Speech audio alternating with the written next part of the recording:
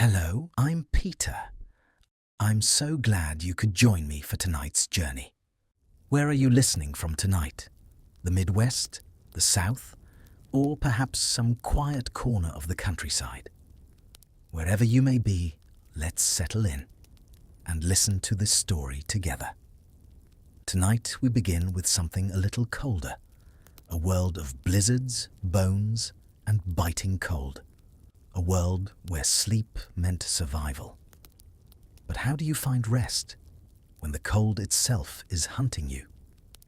We are diving into what the winters of the Wild West truly demanded. Not the firelit cabins Hollywood sold you.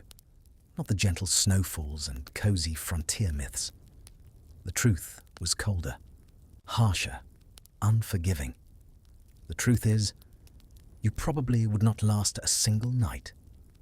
So before you sink deep into the warmth of your bed, let me know in the comments where in the world you are and exactly what time it is on your clock.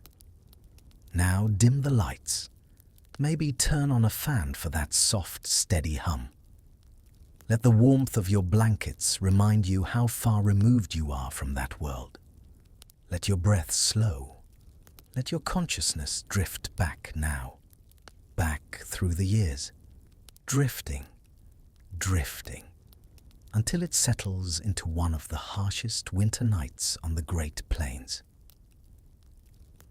Have you ever wondered what silence sounds like when it is cold enough to freeze your breath before it even leaves your mouth? In a few seconds, we're going somewhere together, somewhere cold, somewhere quiet, somewhere that makes your bed warm, cozy and safe. Picture this with me. It is a November night on the Great Plains sometime in the 1840s. The temperature has dropped to 10 below zero. Wind sweeps across endless grassland, carrying the promise of snow, miles from any shelter you might recognize.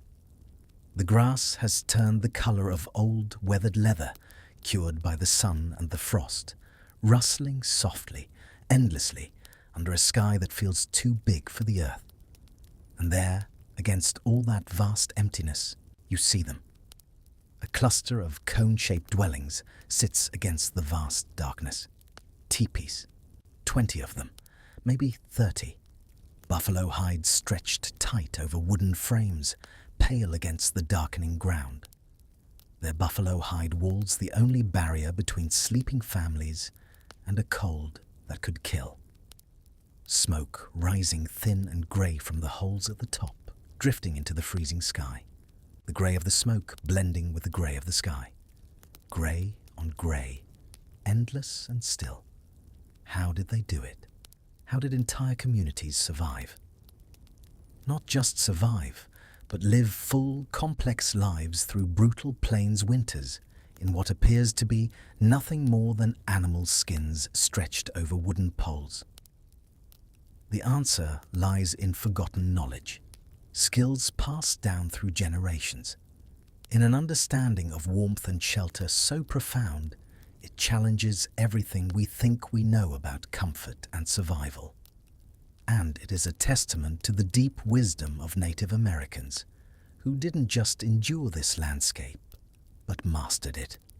Before we go any further into this cold night, I need something from you.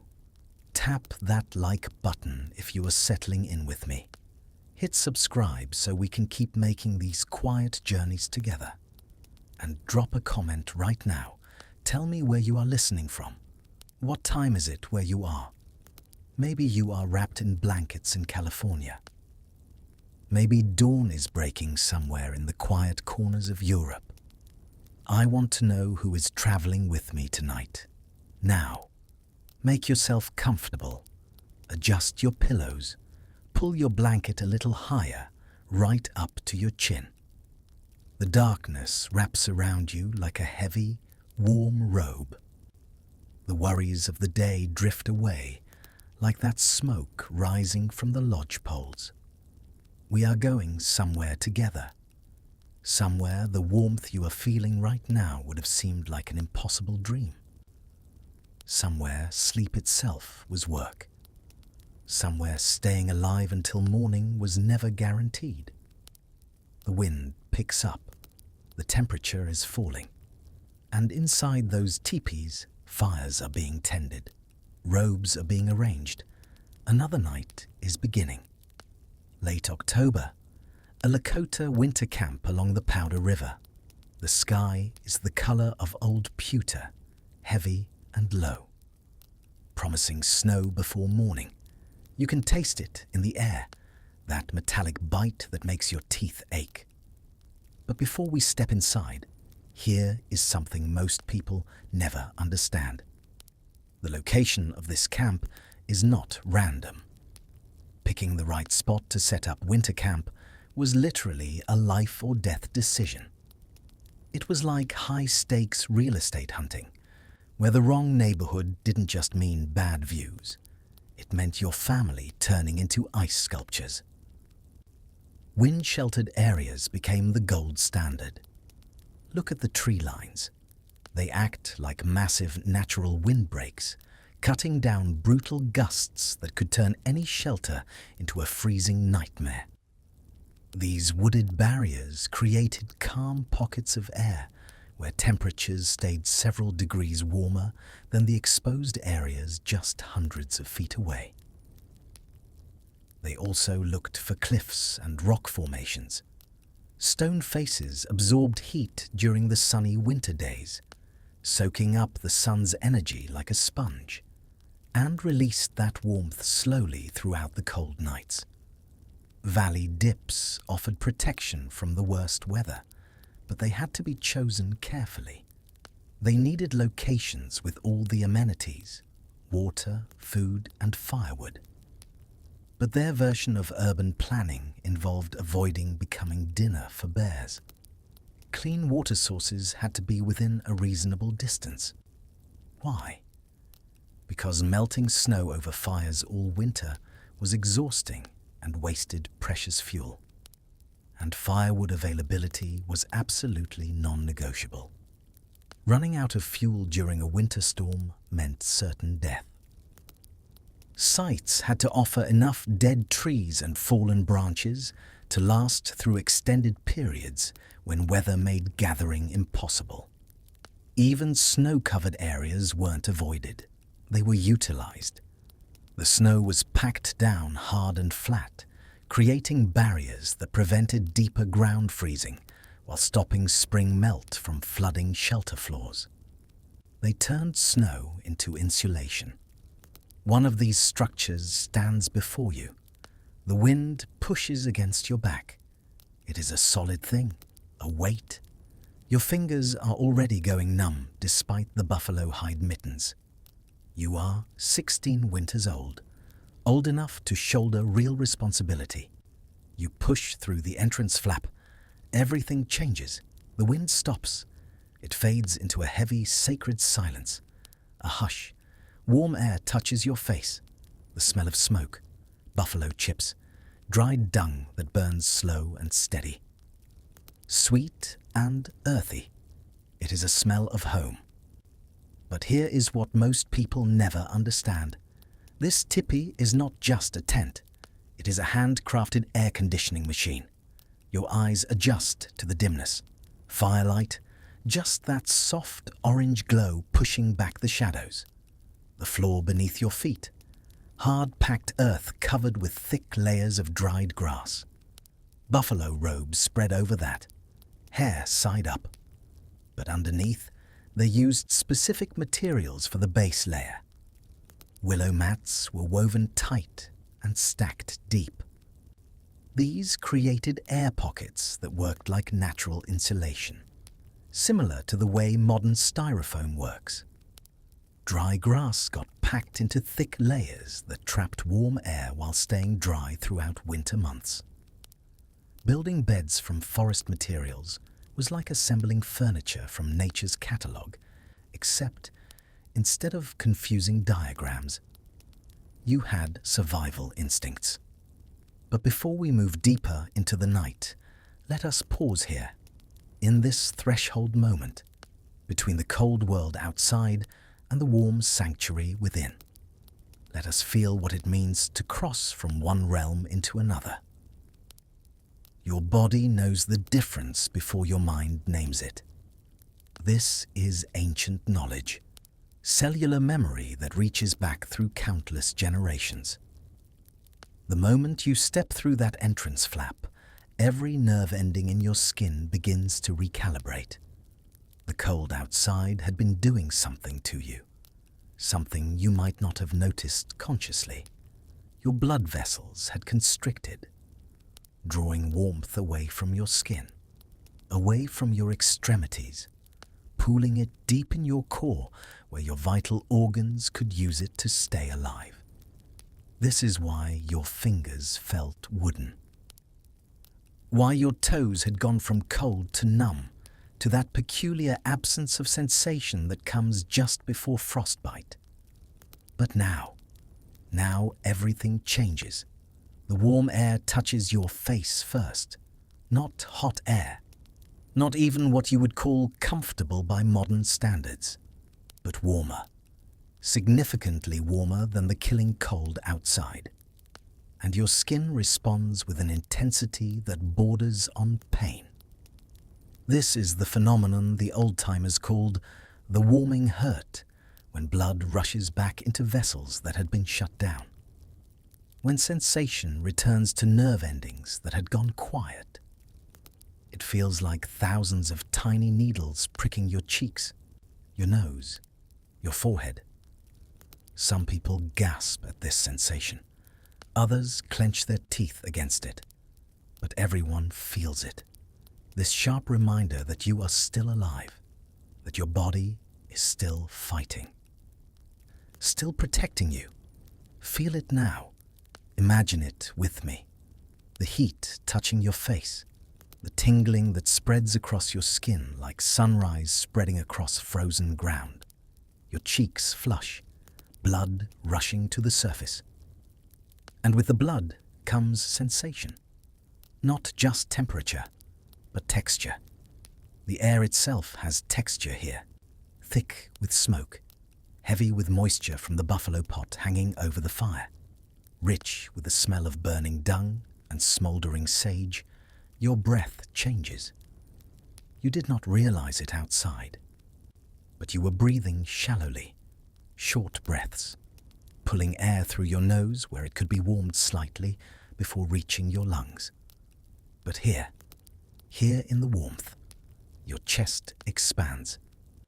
Deep breath, full breath, the kind of breath that fills you from bottom to top.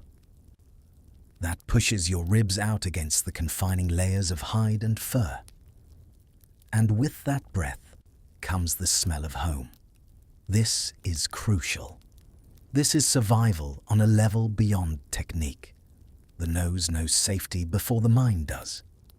The smell of this teepee is the smell of your people, your family.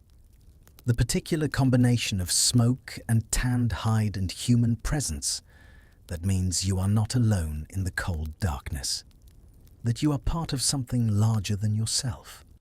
There is your mother's smell, the particular scent of the fat she uses to dress hides, mixed with the sage she keeps tucked into the folds of her clothing. There is your father's smell, smoke and sweat, and the metallic tang of the knife he sharpens by the fire. There is your grandmother's smell, old hide and the medicinal herbs she chews for her aching joints. There is your baby cousin's smell, milk and innocence, and the slightly sour scent of a digestive system still learning how to process the food of this harsh land. All of these smells together, they create an olfactory map of safety. Your brain processes them faster than conscious thought, files them under home, under survival, under you will not die here tonight. Now your eyes adjust, pupils widening to catch the limited light. The fire becomes the center of everything, not because it is the brightest thing, but because it is the source, the origin, the beating heart of this space. Watch it for a moment. Really watch it. The way the flames move. Not with the wild thrashing of a bonfire, but with the slow, steady pulse of something that will burn all night. Something that has been tended by hands that understand fire in their bones. The coals beneath glow red, sometimes orange, sometimes that deep crimson that speaks of heat so intense it needs no flame to prove itself. And the smoke, rising, always rising, following the invisible architecture of warm air flowing upward. You can see it in the firelight, twisting, spiraling, finding its way toward the smoke hole at the top of the teepee. It moves like a living thing, like a spirit departing, like breath made visible. The Lakota have words for this, for the sacred nature of smoke, for the way it carries prayers upward, carries warmth upward, carries the essence of the fire into the vast cold darkness above. Your hearing sharpens, the crackle of the fire, but not just one sound, many sounds. Each piece of fuel burning makes its own voice. The buffalo chips hiss and pop. The cottonwood crackles sharp and bright. The sage that someone threw on the coals releases its scent with a soft whisper, like an exhalation, like the land itself breathing through this fire. And there are other sounds, human sounds, someone shifting position on their buffalo robe, the leather making a soft creaking sound, someone else breathing, deep and steady, already asleep despite the early hour, conserving energy, letting their body rest before the true cold of night arrives. A child whimpering softly, not awake, just making the small sounds that children make in their sleep. Sounds of comfort, of safety, of being held by the warmth. Your own body begins to relax. This happens without your permission, without conscious choice. It is automatic, autonomic. Your shoulders drop. Muscles you did not know were tensed begin to release. Your jaw unclenches. You were holding it tight against the cold, holding everything tight. But here you can let go. The buffalo robe beneath your feet. Feel it. Dense fur, slightly coarse, not soft like a pet, but substantial, real. The kind of texture that speaks of wildness tamed, of danger transformed into comfort. The hide has been worked until it is supple, pliable, but it still retains the essential buffalo-ness, the memory of the great animal it once was. Walking across these same plains, grazing under this same sky, before it gave its life to keep you warm. Your fingers begin to hurt as they warm. This is expected. This is normal. The ice crystals that had formed in your tissue are melting. Blood is flowing again to places it had abandoned, and it hurts. By all that is sacred, it hurts. But it is a good hurt, a healing hurt, the kind of pain that means you still have all your fingers, that you will wake tomorrow with your hands intact, with your ability to work and create and touch still preserved. You flex them, slowly, carefully, working the stiffness out of the joints, and gradually. So gradually, you almost do not notice. The pain transforms, becomes warmth, becomes sensation, becomes the simple pleasure of being able to feel your own skin again, to be reunited with parts of yourself that had gone away into the cold. Sit down now. Lower yourself onto the arranged sleeping area. Feel the layers beneath you. Hard earth at the bottom, then the willow mats, then dried grass, then the buffalo robes, each layer doing its part. Each layer contributing to the system that will keep you alive through the night. Your body weight compresses them slightly, creates a nest, a hollow designed exactly for your shape, for your warmth, for your survival. The others in the tipi move about their evening routines. But slowly, so slowly. There is no rush here, no deadline, nothing to achieve except the simple goal of staying alive until morning. Your grandmother tends the fire, her hands moving with the confidence of someone who has done this 10,000 times, who could do it in her sleep, who probably has done it in her sleep, rising in the night, adjusting the coals, returning to her robes, all without fully waking, all on autopilot, on instinct, on knowledge so deep it does not need consciousness. Your mother checks the pot, the stew that has been simmering since morning. She does not taste it. She just looks, judges by color, by the way the bubbles move on the surface, by some calculation that involves fuel remaining and hunger levels and how cold it will be tonight. She makes a decision, adds a little water, a pinch of something, prairie turnip maybe, or dried berries, something to stretch the meal, something to ensure everyone gets enough. Not full, but enough. Enough to make it through. Your little sister sits near the fire. She is using a bone tool to work on a piece of hide, making it softer, more pliable. Her small hands moving in the rhythm she has learned from watching, from helping, from being part of this community of survival. She does not complain about the work, does not ask when she can stop. She just works, because this is what you do, what everyone does. What must be done if we are to continue existing in a world that wants us dead. And you sit, you warm, you let your body remember what comfort feels like, not the comfort of excess, but the comfort of sufficiency. The deep satisfaction that comes from having exactly what you need. No more, no less. Just enough warmth to stay alive. Just enough food to make it to morning. Just enough shelter to hold the cold at bay for one more night. This is the forgotten language of the body. The vocabulary of survival written in nerve endings and blood vessels.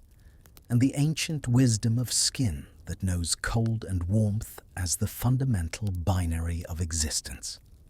Your body speaks this language fluently, has spoken it for as long as humans have existed. You just have to be quiet enough to hear it, still enough to feel it, present enough to honor it. Outside, the wind picks up. You can hear it, testing the tipi, looking for weakness, for any gap or flaw in the structure. But the tipi holds. The hide walls drum softly, a kind of music, a rhythm. And inside, in this warm space, you are safe. For now, for tonight, for this moment that stretches into the next moment and the next. This chain of moments that we call survival, that we call life, that we call home. The walls curve up. Buffalo hide on the outside. But there is an inner wall too. Another layer of hide hanging about 6 feet up from the ground. This is the secret, the ozan, the dew cloth, and here is the genius. This creates something called the chimney effect. Cold air enters at ground level, gets trapped between the 2 layers of hide, warms up, and shoots straight up and out through the smoke hole at the top. It sucks the smoke out, keeps the heat in. A ventilation system that modern architects still study today. The fire sits in a shallow pit, but not just any pit. The pit depth stayed shallow, around 6 inches. This prevented heat from getting trapped at ground level while promoting the upward airflow that made the ventilation system work. Building fires inside a tent was like trying to cook dinner in a house made of paper towels, except somehow they figured out how to do it without burning everything down. Stones arranged in a circle, the flames never higher than a foot or 2, small controlled burning. But the fire pit is lined with specific types of clay that holds heat, radiates warmth for hours after flames die. Lodge poles rise toward the opening. 15 poles, 20 feet tall. 2 wooden poles hang down from the smoke flaps. Take a moment to appreciate the quiet precision of these adjustments. 2 long poles for adjustments from inside, from the warmth and those smoke flaps. They can be positioned to work with the wind, creating a Venturi effect, the same aerodynamic principle that makes airplane wings work. Suction that draws smoke up and out. 8 people live in this space, maybe 10. An older woman rises. She moves to where the inner lining meets the ground, adjusts it. Just a small movement. The difference is immediate. Cold air flowing up between the walls instead of spilling in. She understands thermodynamics better than most people with college degrees. She just doesn't call it that. No one speaks. Work happens in silence. Small adjustments, constant tending. This is what staying warm looks like, not grand gestures. Just endless small acts of attention based on knowledge refined over millennia. Look around the room for a moment. This space is not just about function, it is about community. Notice the way light plays on the faces of those gathered. Shadows stretch long and thin against the curved walls, dancing with each flicker of the fire. The air is filled with the soft murmur of conversation, low and steady, a comforting hum beneath the crackle of wood. This is the sound of survival, yes, but also of life, of stories passed down, of laughter shared in the face of hardship. It is a reminder that even in the harshest conditions, the human spirit finds ways to connect, to find warmth in shared company. If you're feeling safe and warm right now, maybe share this story with a friend who loves history. Darkness is coming. The temperature will drop 20 degrees after sunset, maybe 30. The work of sleep begins hours before anyone lies down. Today, like every day since the leaves began to fall, survival depends on 100 small tasks performed exactly right. Your first task this morning was gathering fuel. Buffalo chips, the dried dung that burns slow and steady. And don't wrinkle your nose. Here is what you need to know. Dried buffalo dung burns slowly, produces even heat, and releases an almost pleasant herbal scent when it burns. Not smelly at all. They collected it like we stock emergency batteries. A skilled Lakota woman could look at the color of the flames and tell you which buffalo that chip came from, what it had been eating, what season. You work at the creek bottom, breaking frozen branches, loading the bag. Weight means warmth tonight. Weight means the fire that keeps your grandfather's old lungs clear, that keeps your baby cousin from the kind of cold that kills infants. First, the fire. Always the fire. Someone adds wood. Small pieces placed one by one. Cottonwood burning with a quiet hiss. Buffalo chips glowing with deep red heat. Buffalo chips burn at different temperatures depending on what the animal was eating. Grass-fed buffalo chips, clean and steady at 800 degrees. Sage-fed chips, hotter but faster at 1000 degrees. Someone learned to distinguish these, to mix them, to create fuel that would burn all night at exactly the right rate. The coals get banked. And here is the art of survival, the technique called banking the fire. Before sleep, they don't extinguish the fire. They don't let it blaze either. They bury the red-hot coals under a thick layer of ash. The ash acts like insulation, keeps the coals glowing red for 8 hours. 8 full hours. In the morning, just blow gently and flames return. No matches, no lighter, no friction fire, just breath and knowledge. Ashes are pushed over the hottest part. This reduces oxygen, slows combustion, makes heat last longer. Stones that have been heating all day get positioned around the fire pit. Not just any stones. Sandstone heats quickly. Quartzite holds heat for hours. Granite provides steady warmth. A pound of granite heated to 500 degrees releases about 40 BTUs as it cools, enough to keep a sleeping person warm for hours. Someone checks the smoke flaps, adjusts them based on wind direction. Too open and heat escapes at 20 degrees per hour. Too closed and carbon monoxide builds. Odorless, invisible, deadly. The sleeping robes get arranged. Buffalo hide with hair left on. Thick winter robes from bulls killed when fur was heaviest. A heavy thump swish as robes unfold, the weight settling onto grass floor. Some tribes perfected compacted soil beds as alternatives to heated stones. These beds were created by removing the top earth layer and compacting the subsoil until it was rock hard. The compressed earth could hold onto heat from the day and release warmth slowly throughout the night. They invented heated mattresses using dirt and elbow grease, which sounds primitive until you realize it worked better than most modern heating systems.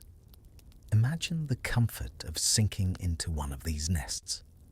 The earth beneath you, warmed and solid, holding you like a mother holds a child. The layers of fur and hide, soft and heavy, pressing down with a reassuring weight. It is a feeling of absolute security, a primal safety that we have lost in our modern beds of foam and springs. Here, sleep is not just rest, it is a return to the earth. Bedding shapes were formed into shallow nest-like depressions that cradled sleeping bodies while trapping warm air in protective pockets. These contoured sleeping areas worked with human body shapes to maximize heat retention. And here is the choreography, the nest. They sleep in a communal nest.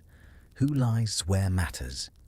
The elderly and children, the most vulnerable, where do they go? They go in the middle. The elderly, the knowledge keepers, lie closest to the fire to keep their bones warm. Children lie between parents and grandparents. Young, healthy adults near the entrance, the coldest spot, but also the strategic position for defense if predators attack. Elders closest to fire. Children between adults where body heat from both sides keeps them warm.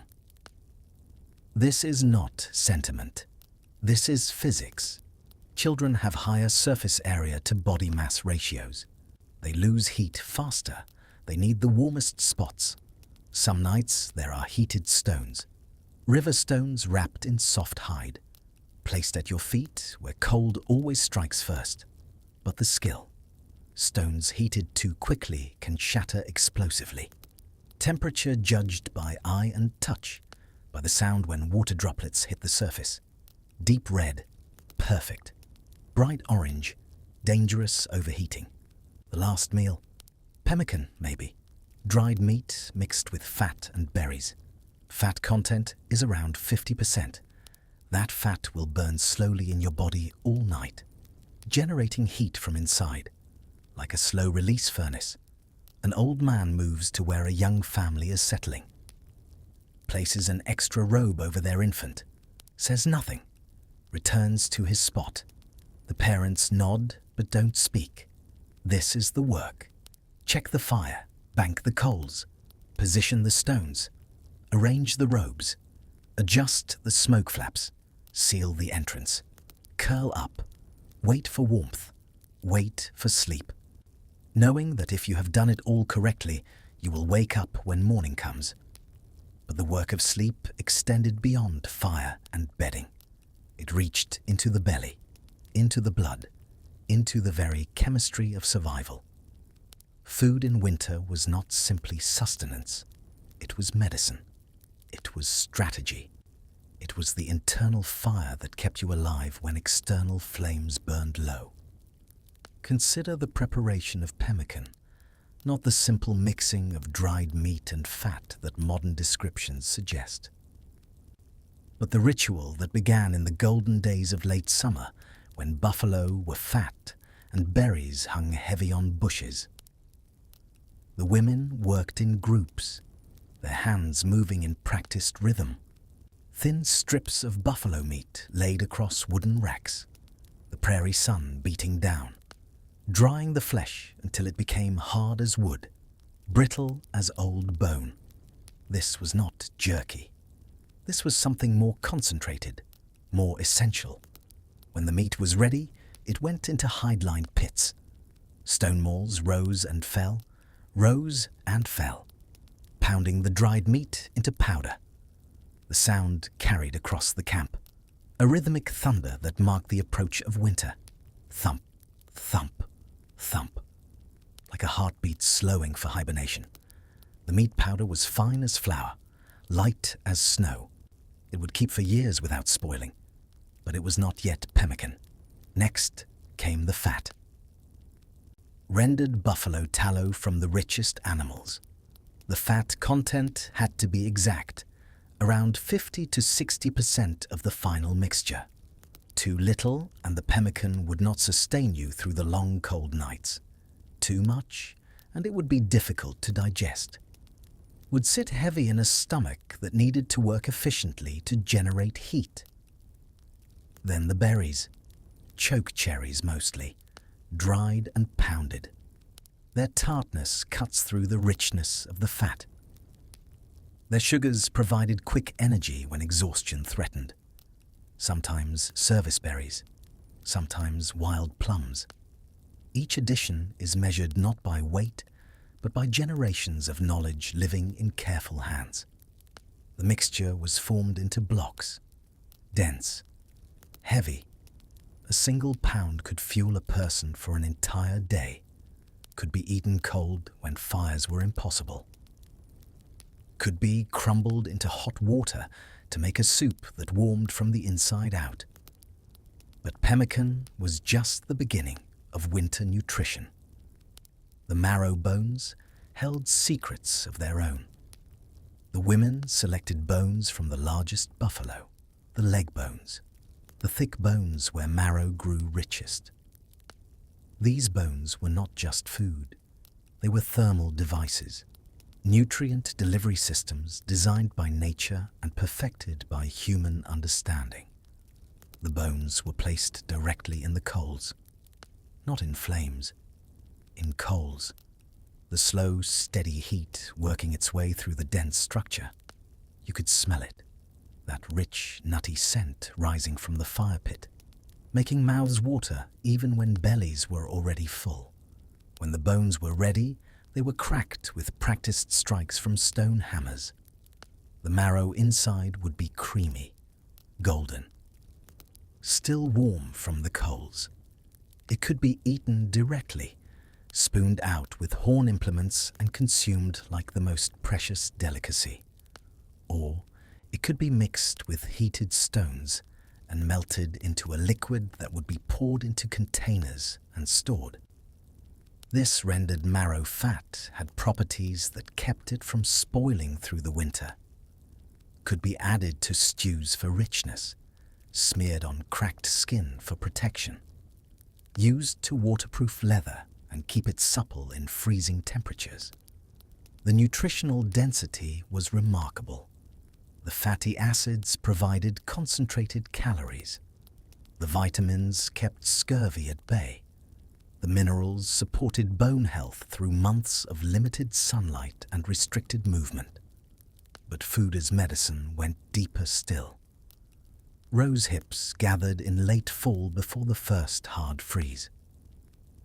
These small red fruits left on wild rose bushes after petals had fallen. They were dried carefully, stored in parfleche containers. A handful steeped in hot water would create a tea rich with what we now know as vitamin C. The people knew only that it prevented the bleeding gums and weakness that came from a winter diet of preserved meat.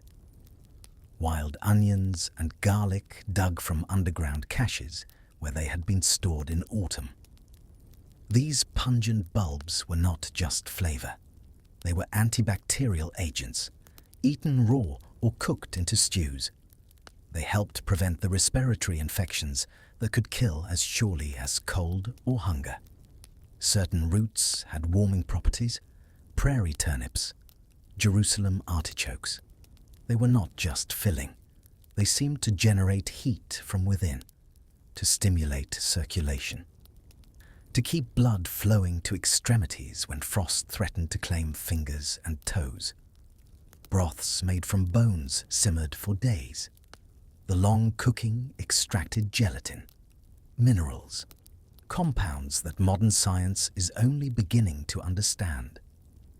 These broths kept the cough from settling deep in the chest, kept joints flexible when cold wanted to stiffen them, kept the body's internal furnace stoked through the longest nights.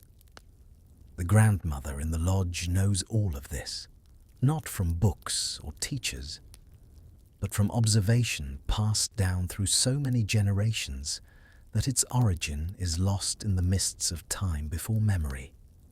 She knows which plants keep blood warm, which fats keep skin from cracking, which combinations of foods work together to create effects that neither could achieve alone. She teaches by doing, by example. The young people watch. They help with small tasks, gradually taking on more responsibility, learning the rhythm of winter nutrition, understanding that every bite has purpose beyond mere hunger. This is the invisible work of winter survival. Not dramatic, not the stuff of stories around fires, but essential.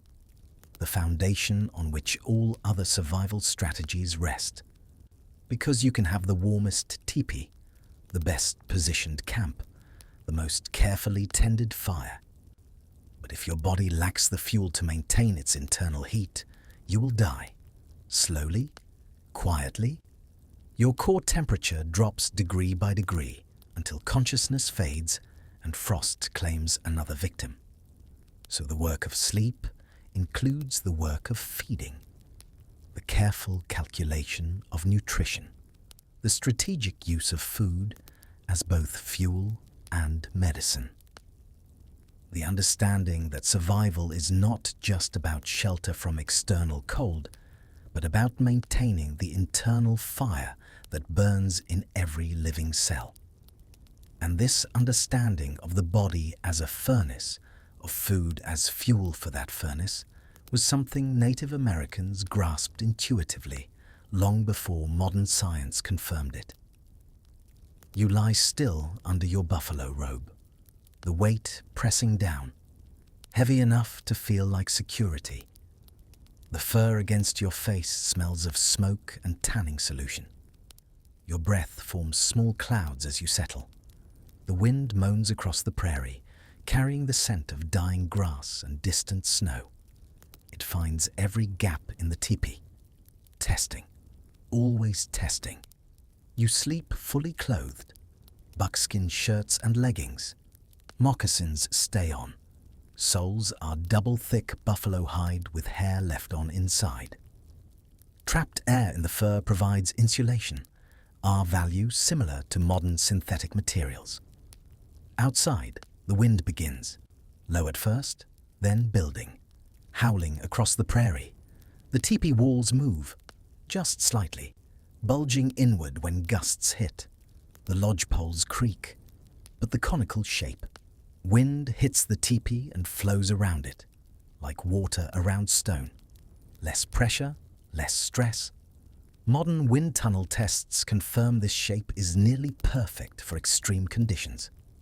There are sounds, so many sounds. Wood cracking in the fire, a sharp pop followed by silence. Someone breathing nearby, a child coughing softly, mice in the walls, small scratching sounds, living their own small lives in pockets of slightly warmer air. And outside, farther away, you can hear the dogs, the camp dogs. They are not just companions, they are biological alarm systems. And mobile blankets. On the coldest nights, people called them 3-dog nights. That meant it was so cold you needed to sleep with 3 dogs pressed against you to survive. Dogs curled around children, around the elderly, and don't underestimate their warmth. Science has calculated, on average, a large dog, weighing 30 to 45 kg, can generate between 50 to 70 watts of heat. Natural space heaters with heartbeats. But here is what most people never knew. These dogs were trained to recognize different sounds, different threats. A deer passing by? The dogs stay silent. Wolves approaching? They growl at a low frequency, low enough to wake the warriors but not give away the camp's position. A bear? Deep, aggressive barking, different threats, different warnings. A survival system as sophisticated as any modern security alarm. Dogs became 4-legged threat assessment specialists who could tell the difference between one big problem with claws and multiple smaller problems with more claws. Think of the loyalty in that silence, the discipline. These animals were not pets in the way we think of them, fed from cans and walked on leashes. They were partners in survival. They worked, they guarded, they kept watch. And in return, they shared the fire, the food, the warmth of the pack. It is a bond forged in the crucible of winter, a contract written in shared heat and mutual protection. A reminder that in the wild, no one survives alone. But there is another presence outside, one larger and even more silent than the dogs, the horses. Just beyond the perimeter of the camp, in the sheltered hollows of the valley, stand the ponies, hundreds of them. They are not allowed inside the warm tipis, yet they are the lifeblood of the tribe. In the deep blue light of the snow-covered night, they look like ghosts, massive, steaming ghosts. Listen closely. Can you hear it? The soft, rhythmic crunch-crunch of hooves shifting on the hard-packed snow. The sudden snort of breath that sends a plume of steam rising into the frozen air. These sounds drift into the teepee, muffled by the hide walls, creating a natural white noise that lulls the camp to sleep. It is a sound of reassurance. If the horses are calm, the night is safe. The young men, the horse guards, are out there with them. Wrapped in their own heavy robes, they move among the herd, speaking in low tones. They break the ice on the river so the animals can drink. They bring armloads of cottonwood branches, stripping the bark to reveal the sweet, green cambium layer underneath.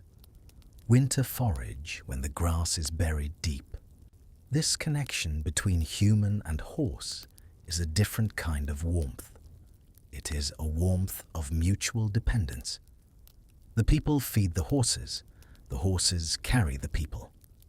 In the brutal cold, this cycle of care is what keeps the heart of the camp beating. Your body settles into the robes, heat building in the cocoon you have created.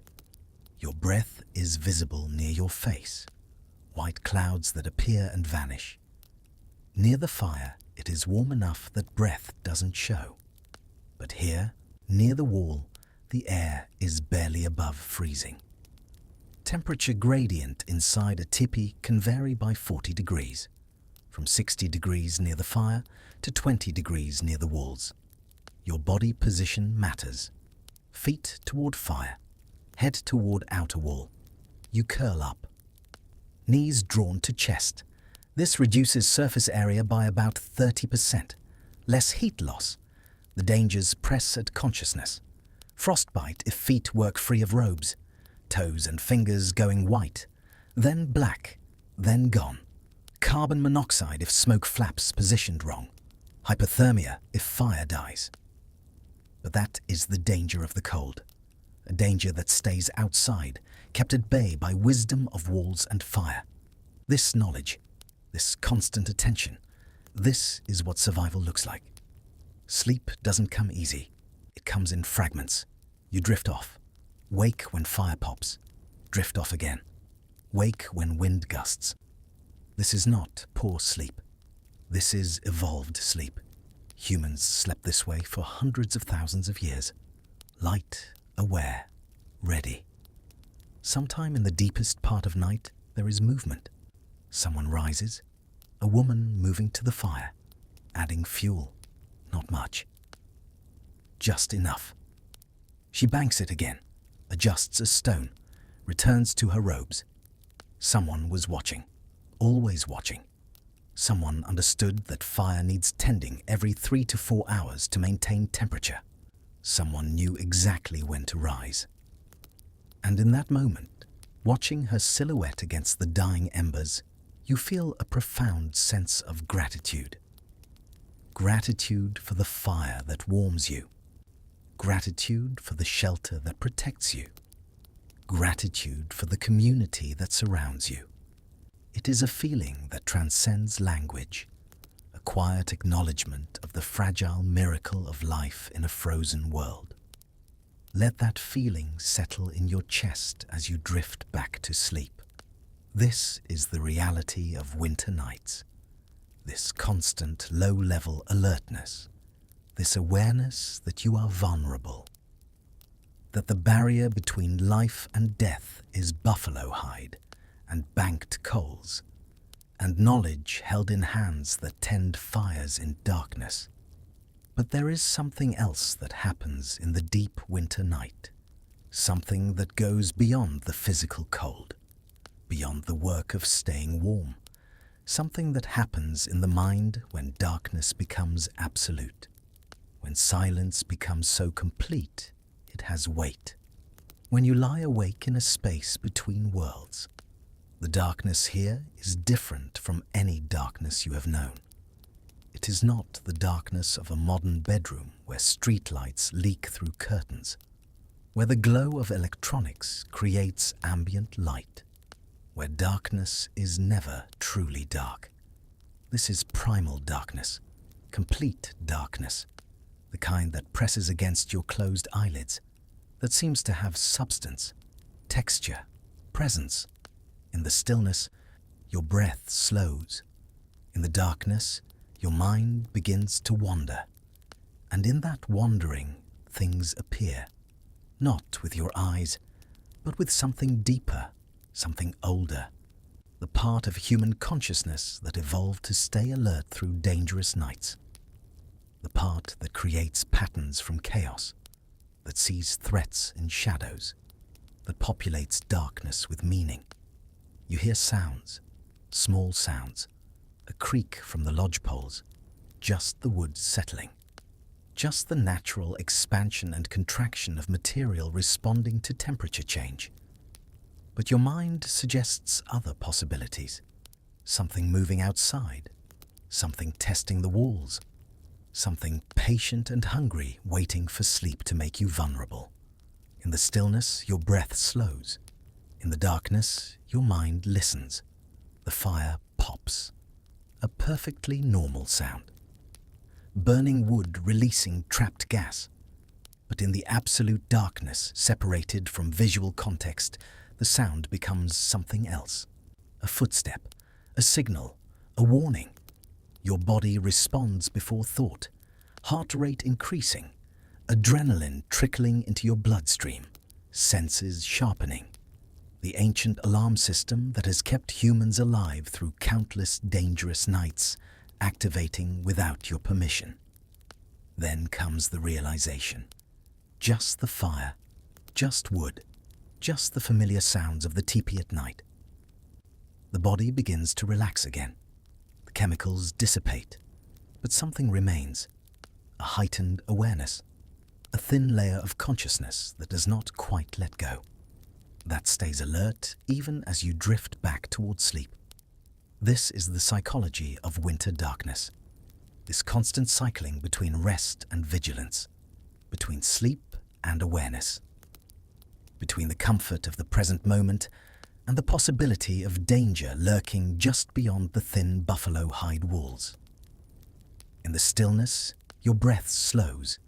In the darkness, your mind drifts. And in the drifting, you enter a strange country, not quite asleep, not quite awake. The hypnagogic state, where the boundary between thought and dream becomes permeable, where images appear unbidden, where the mind creates its own reality independent of the external world. You see things with your inner eye, your grandmother's face, but younger, as she might have looked decades ago before you were born. How do you know this face you have never seen? Yet there it is, clear, detailed, more real than memory. And she is speaking, words you cannot quite hear, but you understand their meaning, instructions, warnings, comfort. The accumulated wisdom of ancestors flowing through you in the dark. Or you see the buffalo, great herds moving across endless grass. Not memory, not dream. Something else, some deep racial knowledge inherited through generations. The cellular memory of your people's relationship with these animals, with this land, with the cycle of seasons and survival. The buffalo turn to look at you. Their eyes hold knowledge, recognition, an understanding that transcends language. In the stillness, your breath slows. In the darkness, your mind expands. Strange thoughts come in this state, profound thoughts, the kind that feel like revelation, like suddenly understanding something fundamental about existence, about the nature of cold and warmth, about the relationship between life and death, about the thin margin that separates survival from oblivion. These thoughts feel important, feel true, feel like something you must remember. But even as they arise, they begin to slip away, returning to wherever such thoughts come from in the first place. Outside, a sound, real this time, unmistakable, the crunch of snow, footsteps. Your body knows before your mind names it. Your breathing stops, every sense straining toward that sound, trying to determine friend or threat, human or animal, real or imagined. The dogs should bark. If something threatens, the dogs will warn. Their silence means safety. Or it means the dogs are sleeping too deeply. Or it means whatever is out there has already silenced them.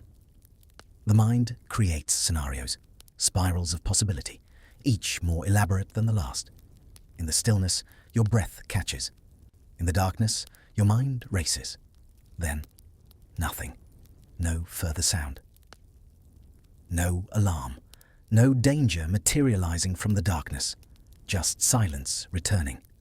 Just the familiar sounds of the teepee resuming. Someone breathing. The fire settling. The wind against the walls. Your heartbeat gradually slowing. The fear chemicals metabolizing. The body returning to rest. But something has changed. You are more awake now, more conscious. The comfort of near sleep has been interrupted. And in this awakeness, loneliness appears. Not the loneliness of being alone, but the existential loneliness of being a small consciousness in a vast, indifferent universe, of being a fragile body in a hostile environment, of being temporary warmth surrounded by eternal cold. This is what the darkness teaches. This is what the long winter nights reveal. The essential vulnerability of human existence. The courage required simply to close your eyes and trust that morning will come. The faith required to believe that this small circle of warmth can hold against the infinite cold pressing in from all sides. In the stillness, your breath slows again. In the darkness, your mind accepts. And gradually, so gradually, acceptance becomes peace. The fear transforms into something else, into gratitude. You are here, you are warm enough, you are surrounded by family, by people who would wake if you called, by knowledge systems and survival strategies refined over countless generations. by the wisdom of ancestors who survived nights just like this one, who passed down the skills and the courage and the faith that makes survival possible. The darkness is still dark. The cold is still cold. The vulnerability is still real. But now it exists in a different context, not as threat, but as teacher, not as enemy, but as the condition that makes warmth meaningful, that makes community necessary, that makes every sunrise a victory worth celebrating. Your mind settles. The strange thoughts fade. The hypnagogic images dissolve. The heightened awareness softens. You are simply a body under buffalo robes. Simply a person sleeping in a teepee. Simply someone making it through another winter night. One breath at a time. One heartbeat at a time. One moment at a time. In the stillness, your breath deepens. In the darkness, your mind releases. Sleep returns. Not the anxious half-sleep of fear, but the deep sleep of acceptance, of trust, of faith in the systems that protect you, of confidence in the knowledge that has kept your people alive through winters beyond counting. You drift down into unconsciousness, into dreams, into the blessed darkness where the conscious mind rests and the body does its work of repair and restoration. The fire burns. The family sleeps. The darkness holds you, not as a threat, but as the natural state of night, the necessary counterpoint to day, the space where consciousness releases its grip and allows the deeper wisdom of the body to take over, where fear becomes acceptance, where vulnerability becomes strength, where the psychological experience of darkness transforms into the gift of deep, healing sleep. Outside, the wind continues. The cold presses close. The vast prairie stretches away into infinity. But inside, in this small space, in this circle of warmth and family and ancient knowledge, the darkness is just darkness. The night is just night. And sleep. Sleep comes gently, comes completely, comes as it has come for countless generations of humans who learned to rest in the dark, to trust the night, to survive until morning returns and another day begins. A different kind of winter, a different kind of cold, a man whose survival seemed impossible. His name was Jedediah Strong Smith. The year was 1824, turning into 1825. The Wind River Range of Wyoming, where the Rocky Mountains meet the Great Plains. A fur trapper, an explorer, a deeply religious man who carried a Bible in one pocket and a rifle in the other. He had seen hard winters before, but what came next would test everything he knew about survival, about sleep, about the thin line between consciousness and death. Smith was leading a brigade of trappers, 23 men, pushing west through country that few white men had seen. They were after beaver, the pelts that would make them rich if they survived to bring them back. But November came early that year, and it came hard. The historical record is clear about this. Smith's journal entries, the accounts of the men who rode with him. The temperature dropped to what they estimated as 40 below zero. Wind that stripped the skin from exposed faces. Snow so deep the horses could barely move. And they were caught, trapped between mountain passes they couldn't cross and plains they couldn't reach. For 3 weeks, they were pinned down, unable to move forward or back, living in makeshift shelters, burning through their supplies. And here is where Smith's earlier experience became everything. 2 years before, in the summer of 1823, he had survived an attack by a grizzly bear. The bear had torn half his scalp away, shredded his ear, left him broken and bleeding on the ground. His men had sewn him back together with needle and thread. No anesthetic, no doctor, just frontier surgery and will. And Smith had learned something in that recovery, had learned what his body could endure, had learned that consciousness was a choice, that you could decide to stay awake, to stay aware, to refuse the easy darkness of giving up. Now, trapped in that winter camp, those lessons would be tested again, because the real enemy was not the cold itself. It was what the cold did to sleep, what it did to the rest, what it did to the mind. At night, the temperature inside their shelters would drop so low that sleep became dangerous. Fall too deep into unconsciousness, and your body temperature would plummet. Your breathing would slow. Your heart rate would drop. You would slip from sleep into hypothermia, into death without ever waking up. So they developed a system. Smith's journal documents this. A rotation. Every 2 hours someone would wake, would check on the others, would rebuild the fire, would make sure everyone was still breathing, still alive, still capable of seeing morning. This meant no one slept deeply. No one got the rest their bodies were screaming for. 3 weeks of fragmented, fractured sleep, of consciousness maintained through sheer discipline. And here is what Smith wrote in his journal in careful handwriting by firelight. Sleep has become our enemy. The men cry out for it, beg for just one night of deep rest. But I cannot allow it. To sleep deeply in this cold is to die gently. And I will not lose a single man to the seductive comfort of freezing death. The psychological toll was immense. Sleep deprivation does things to the mind. After a week, men were seeing things, hallucinating. One swore he saw his mother standing at the edge of camp. Another heard music, a fiddle playing a tune from childhood. These were not ghosts, not visions, but the mind trying to cope with conditions it was not designed to endure. Smith himself wrote of seeing angels, of divine figures standing just beyond the firelight. Whether these were hallucinations brought on by sleep deprivation or genuine religious experiences, we cannot know. Smith believed they were real, that God was preserving them. And that belief, that faith, it kept him making decisions, kept him enforcing the sleep rotation, kept him refusing to let his men surrender to the warm darkness that called to them every night.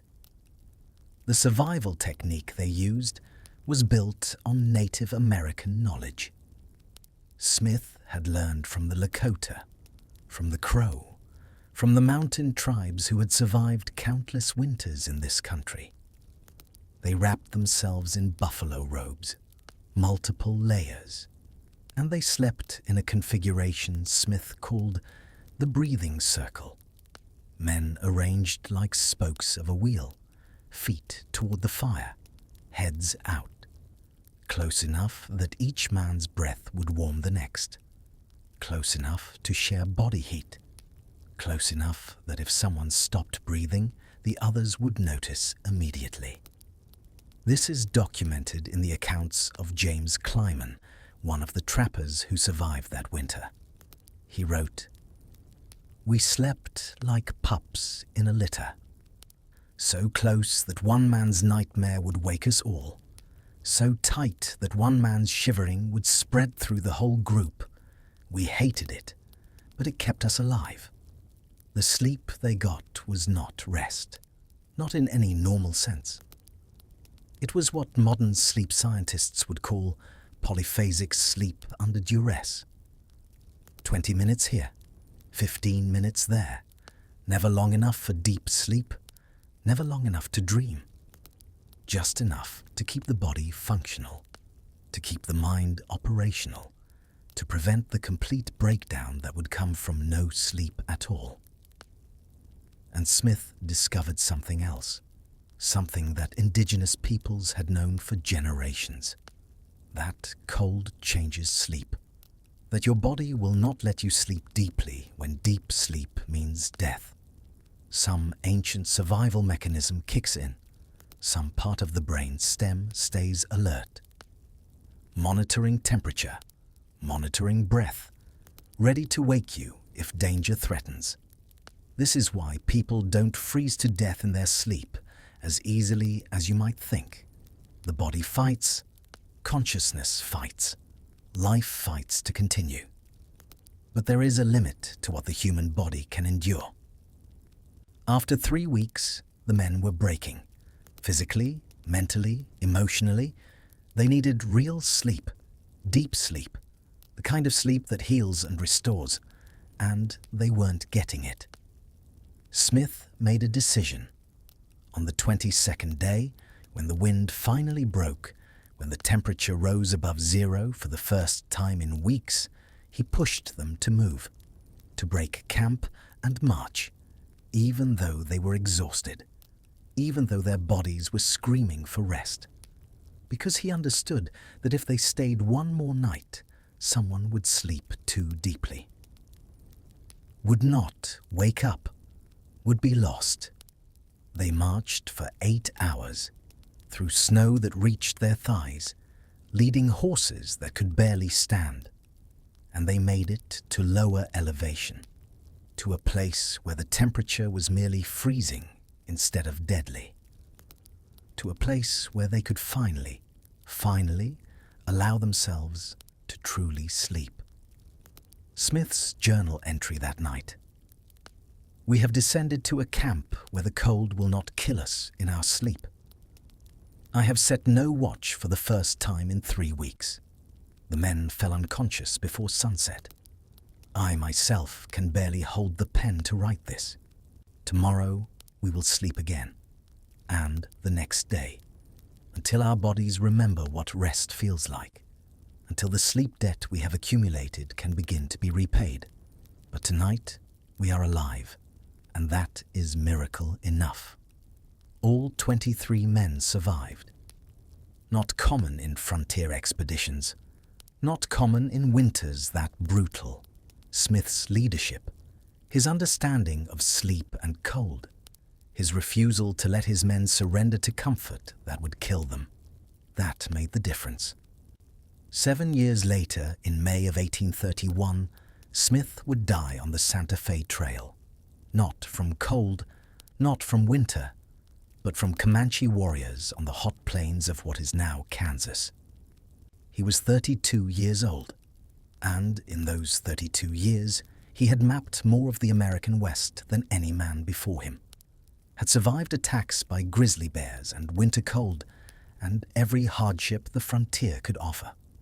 But it was that winter of 1824, 1825 that taught him the deepest lesson: that sleep is not always your friend, that sometimes consciousness is survival, that the human body can be pushed past every limit it thinks it has. That rest must sometimes be postponed, earned, fought for, and that when it finally comes, when you are finally safe enough to let go, to let sleep claim you completely, it is a gift beyond measure. The men who survived that winter with Smith never forgot it, wrote about it in letters and journals, told the story around campfires for decades afterward. And at the heart of every telling was this truth: that Smith had kept them awake when their bodies demanded sleep, had forced them to maintain consciousness when unconsciousness seemed so much easier. And by doing so, by refusing to let them rest until rest was safe, he had saved every single life. This is the paradox of survival sleep. Sometimes the kindest thing is to deny rest. Sometimes consciousness is love. Sometimes staying awake together is the only way to ensure everyone wakes up tomorrow. And sometimes the deepest sleep, the most healing rest, is earned not by lying down, but by refusing to, by standing watch, by maintaining awareness, by choosing life over comfort, vigilance over rest, survival over the easy darkness that calls to every exhausted body in the depth of winter.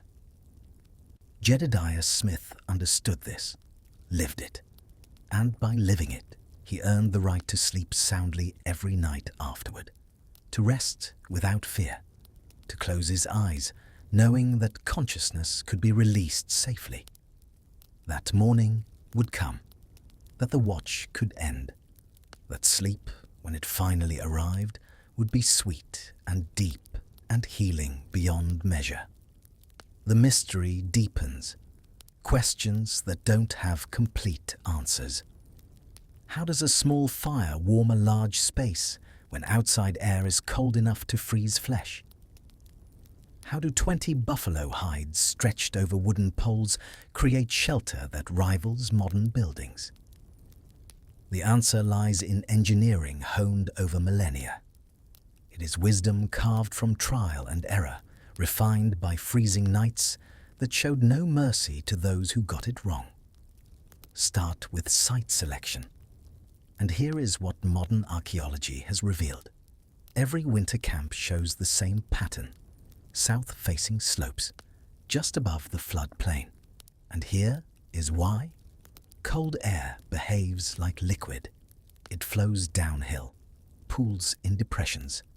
A campsite positioned 20 feet higher than the valley floor can be 10 to 15 degrees warmer on a still night. They knew this principle that we often forget. Cold air is heavier than warm air. It flows like water. Like an invisible river. If you camp at the valley bottom, cold air pools there. You freeze. If you camp on the hilltop, wind tears everything apart. So they chose the middle ground, the south-facing slope, where they could catch the full warmth of the sun, but avoid the river of cold air flowing downhill. Smooth river rocks gathered carefully during summer. Now, forget the complex charts of specific heat capacity. Here is the simple physics. Dense stone, like granite, acts exactly like a thermal battery. When heated in the fire until they glow a dull red, reaching nearly 900 degrees Fahrenheit, these stones absorb an immense amount of energy. Then, wrapped safely in thick hides to prevent burns, they are tucked into sleeping robes. As they slowly cool, they release that stored energy for hours, pulsing warmth through the bedding like a slow, steady heartbeat. Think of these stones as ancestors, old, silent, enduring. They have witnessed the passing of seasons, the rise and fall of fires, the dreams of generations. They hold the heat not just of the flames, but of time itself. When you sleep with a warm stone at your feet, you are connecting with the earth in the most intimate way possible. You are drawing comfort from the very bones of the planet. But here is the twist. They turned the ground into a giant battery. Archaeologists have found stone-lined pits buried beneath teepee floors, connected to the fire pit by underground channels. And here is the system. Hot air from the fire gets drawn down into these chambers, heats the stones buried there. The earth itself becomes a thermal battery, releasing heat slowly, all night. Warming the sleeping area from below, radiant floor heating, the same principle Romans used.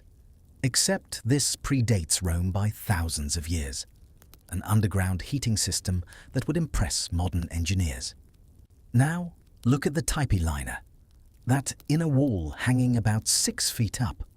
It's not just for decoration, it's a masterclass in thermodynamics. It creates a pocket of dead air between the hides. Here is the physics. Still air is a powerful insulator. For every single inch of that air gap, you gain 1 unit of thermal resistance, and resistance, value of 1. With a typical gap of 6 inches, you effectively create an resistance, 6 insulation barrier entirely out of nothing but invisible air. That is comparable to the insulation found in the walls of many early modern homes, achieved with nothing but animal skin and empty space.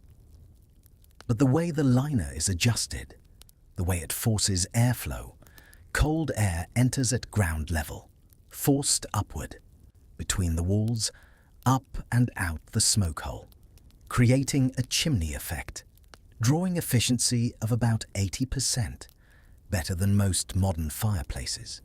This is not a tent.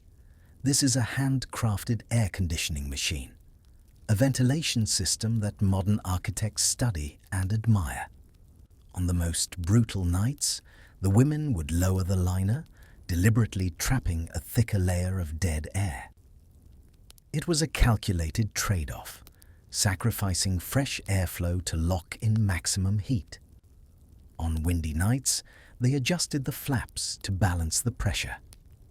These women were fluid dynamics engineers who had never seen a textbook. They understood Bernoulli's principle and pressure differentials, not through equations, but through the feeling of the wind on their skin. And their fire management was pure chemistry. They knew that grass-fed buffalo chips burned clean and steady at 800 degrees, perfect for the long haul. But sage-fed chips, those with a turbo boost, burning hotter at 1000 degrees but fading faster. They selected wood like a pharmacist mixing medicine. Green cottonwood for a slow, smoky maintenance burn. Seasoned ash for a searing, clean 1100 degrees, and oak for that deep 900-degree glow that refuses to die until dawn. The smoke hole, 2 flaps, controlled by poles. And here is the aerodynamics. In wind, 1 flap closes and other angles to catch the breeze, creating a venturi effect.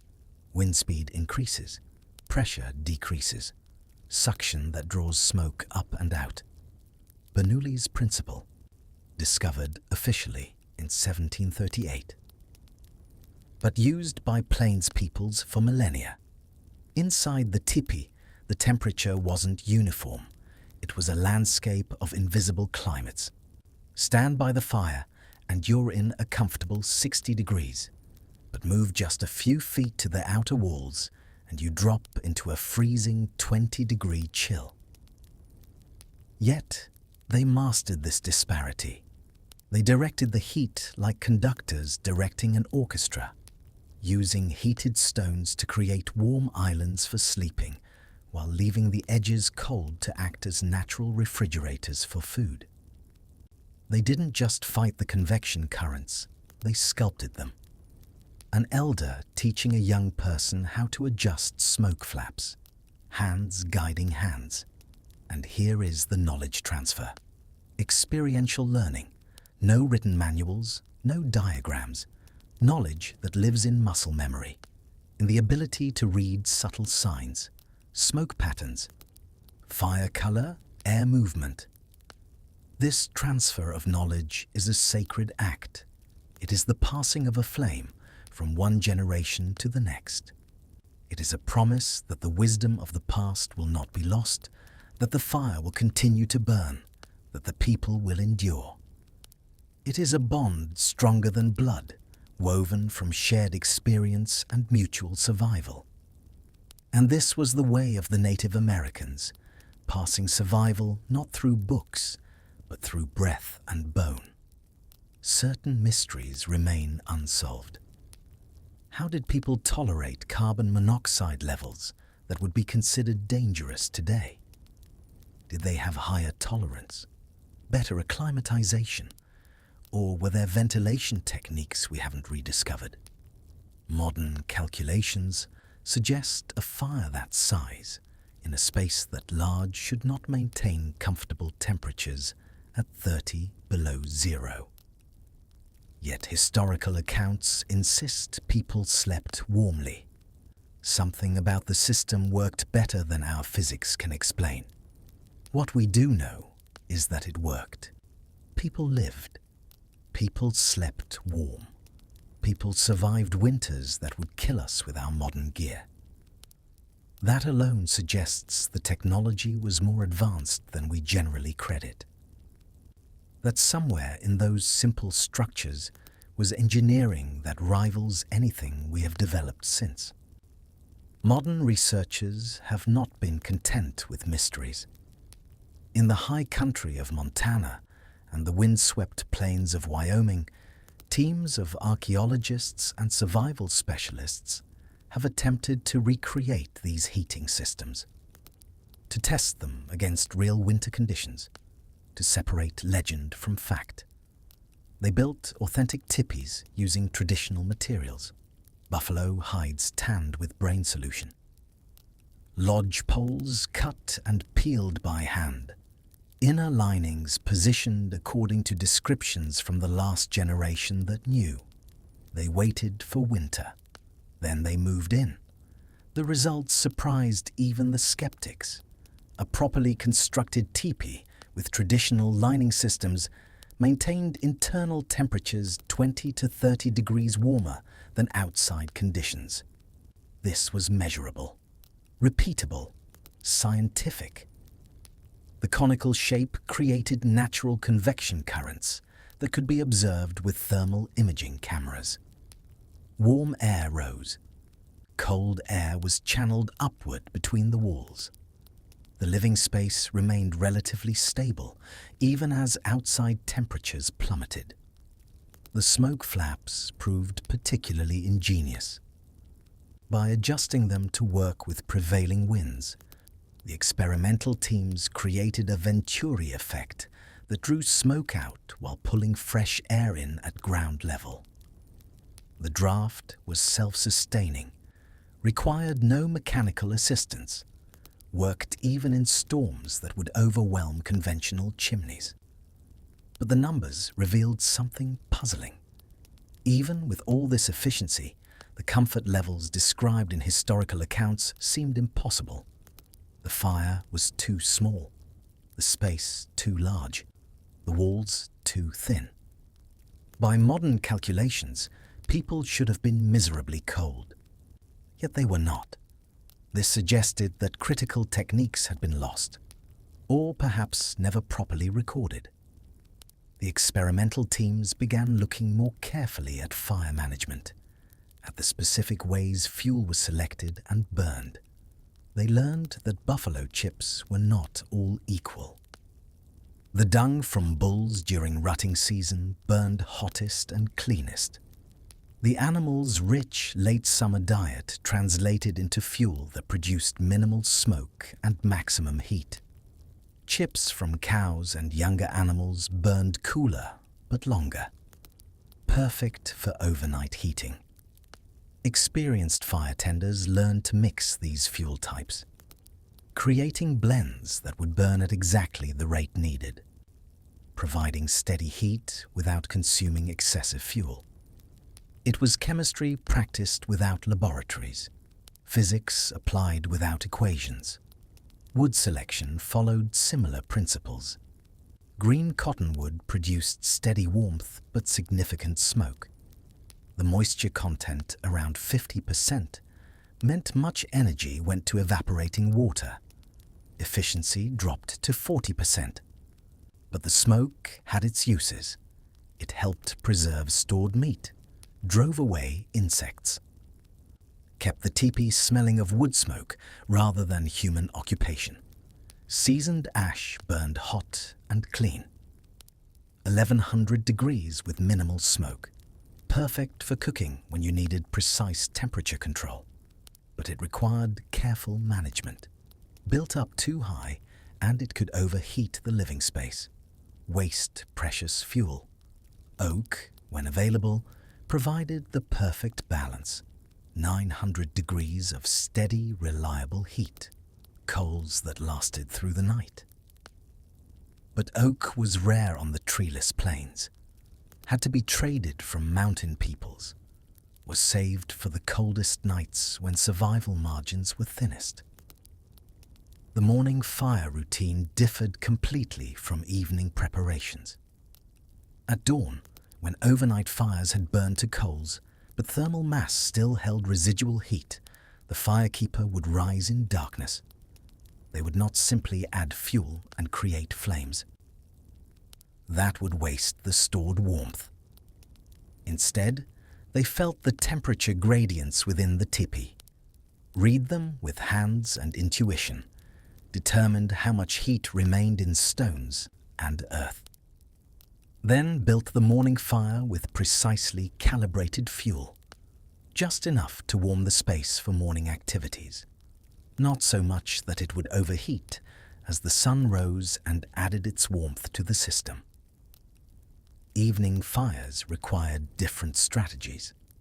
As outside temperatures began their nightly drop, the firekeeper started building thermal mass, heating stones that would be placed in sleeping areas, warming the earth around the fire pit, creating conditions that would maintain comfort through long winter nights. The evening fire burned hotter and longer than morning fires, but it was managed with an eye toward transition.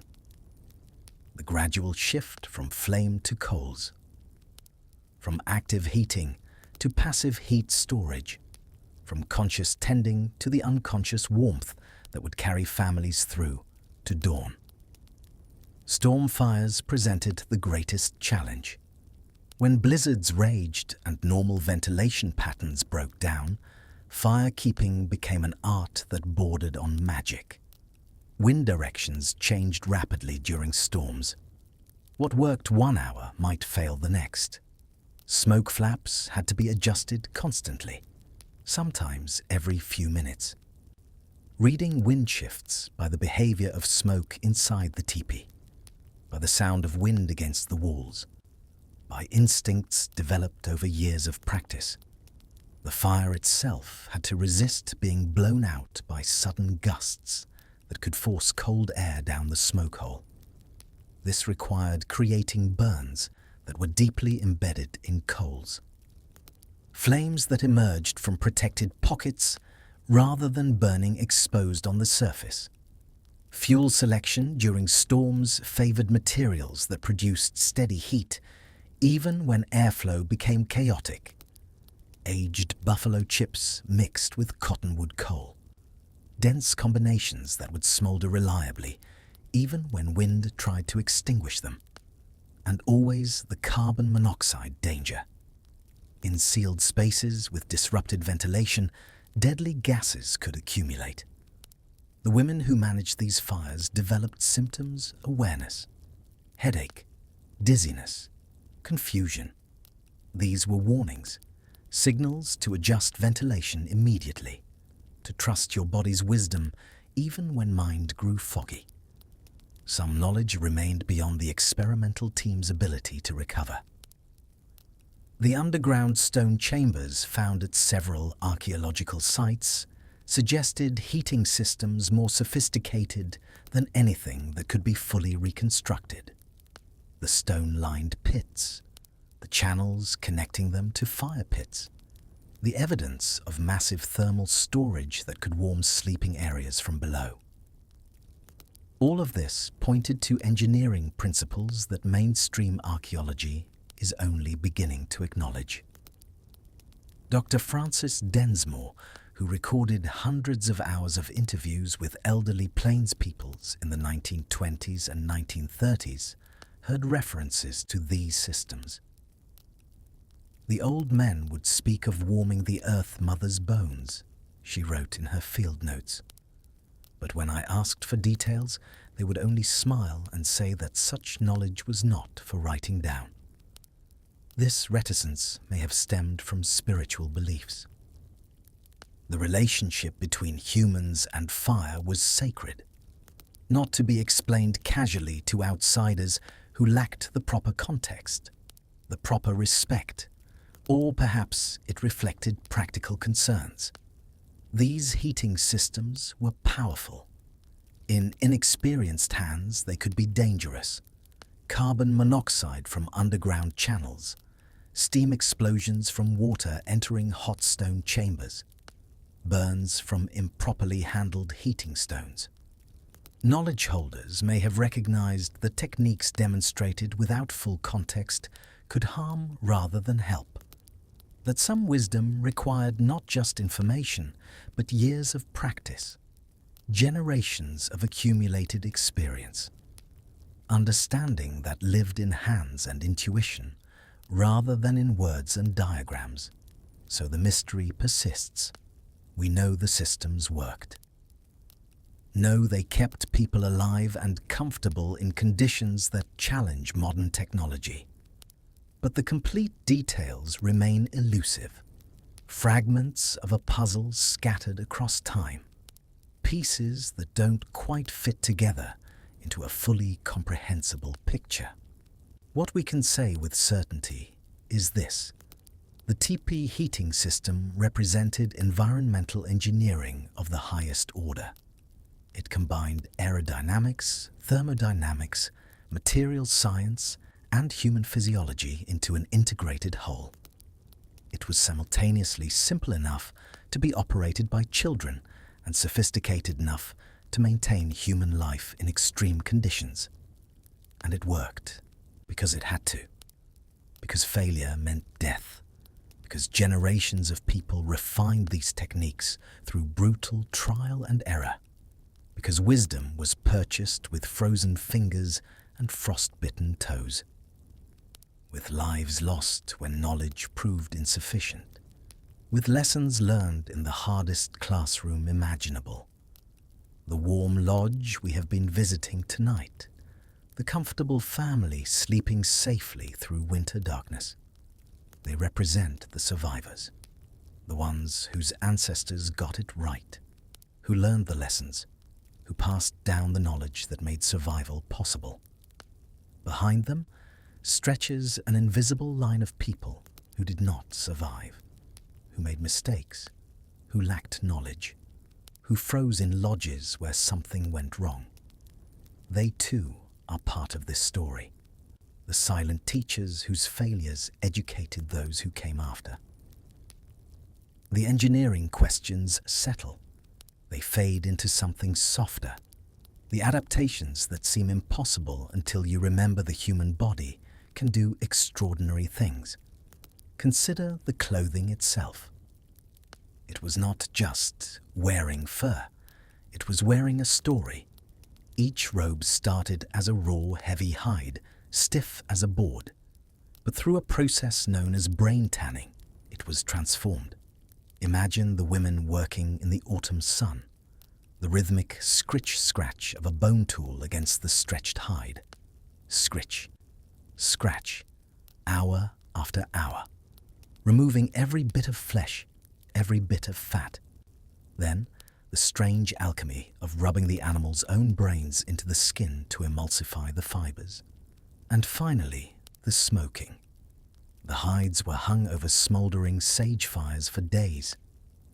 This didn't just give them that rich, earthy smell that lingered for decades, it waterproofed them. It turned the leather into velvet, soft, pliable, capable of wrapping around a sleeping child without leaving a single gap for the cold to enter. When you slept under one of these robes, you were sleeping under weeks of labor, love, and chemistry. They slept fully clothed, treating every layer as a line of defense. It was a cumulative strategy. First, the soft buckskin shirt provided an R2 base. Then came the wool leggings, adding an R3 layer of loft. Finally, the heavy buffalo robes sealed it all with a massive R7 rating. When you add it up, they weren't just wearing clothes. They were sleeping inside an R12 thermal fortress, equivalent to a modern high-tech expedition bag rated for 20 degrees below zero. Fetal curl, knees to chest, closing the circle. By curling up, you become smaller to the cold, reducing the surface, reducing the loss. 30% less space for the wind to find, 30% more heat for you to keep. Safe, compact, warm. They would pull the heavy fur right over their faces. It sounds suffocating, but it was actually life-saving. As they exhaled, the dense fibers caught the warmth and moisture of their breath, weaving a tiny, humid microclimate right against their skin. The next breath in didn't sting.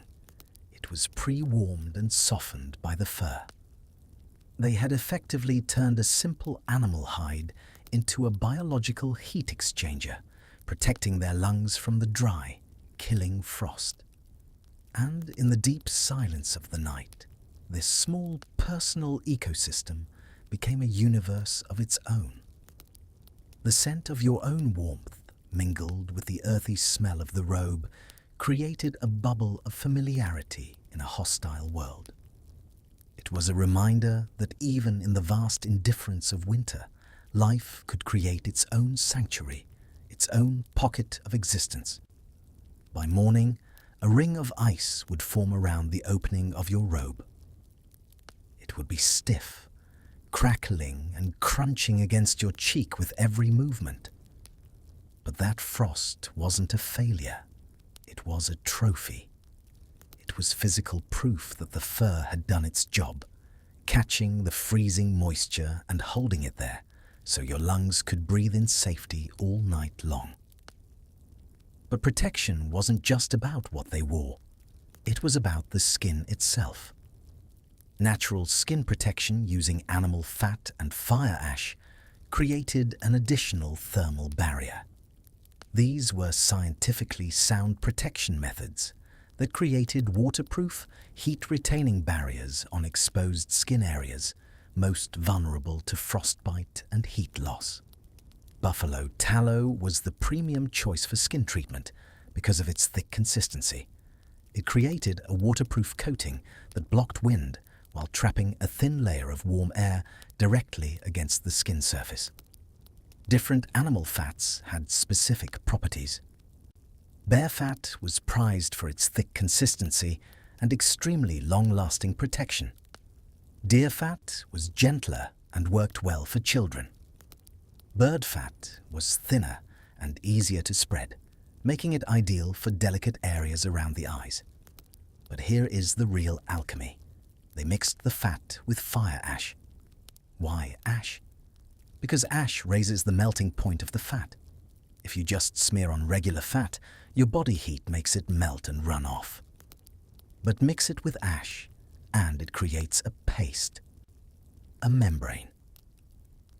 The carbon particles actually absorb and retain heat from the fire, creating a warming effect that lasts for hours. It was the world's first functional cold-weather cosmetic. Fat-soaked leather wraps took the protection system further. They targeted pulse points where major blood vessels were closest to the skin surface. Wrists, ankles, necks. These wraps acted like heated accessories for your circulation, keeping the blood flowing to the extremities. Yet, even with these defenses, the cold was a constant, silent siege. On the deepest, quietest nights, people would wake to find the interior of the teepee transformed. Despite the fire, despite the engineering, the moisture from their breath would meet the freezing hide walls and crystallize instantly. They would open their eyes to see the inner walls coated in delicate ice formations, glittering in the dying firelight like diamond dust. It was a phenomenon of physics, the dew point made visible, beautiful and terrifying all at once. A glittering reminder that the only thing separating a warm dream from a frozen reality was a layer of hide, and the wisdom to keep the fire burning. Imagine waking to that sight. The world inside your home turned into a crystal palace. The firelight catching each facet of ice, creating a galaxy of tiny stars on the walls. It is a moment of breathtaking beauty, stolen from the jaws of a deadly winter. A reminder that even in the most hostile environments, there is wonder to be found. But sometimes the storms lasted for days. The medicine of stillness took over.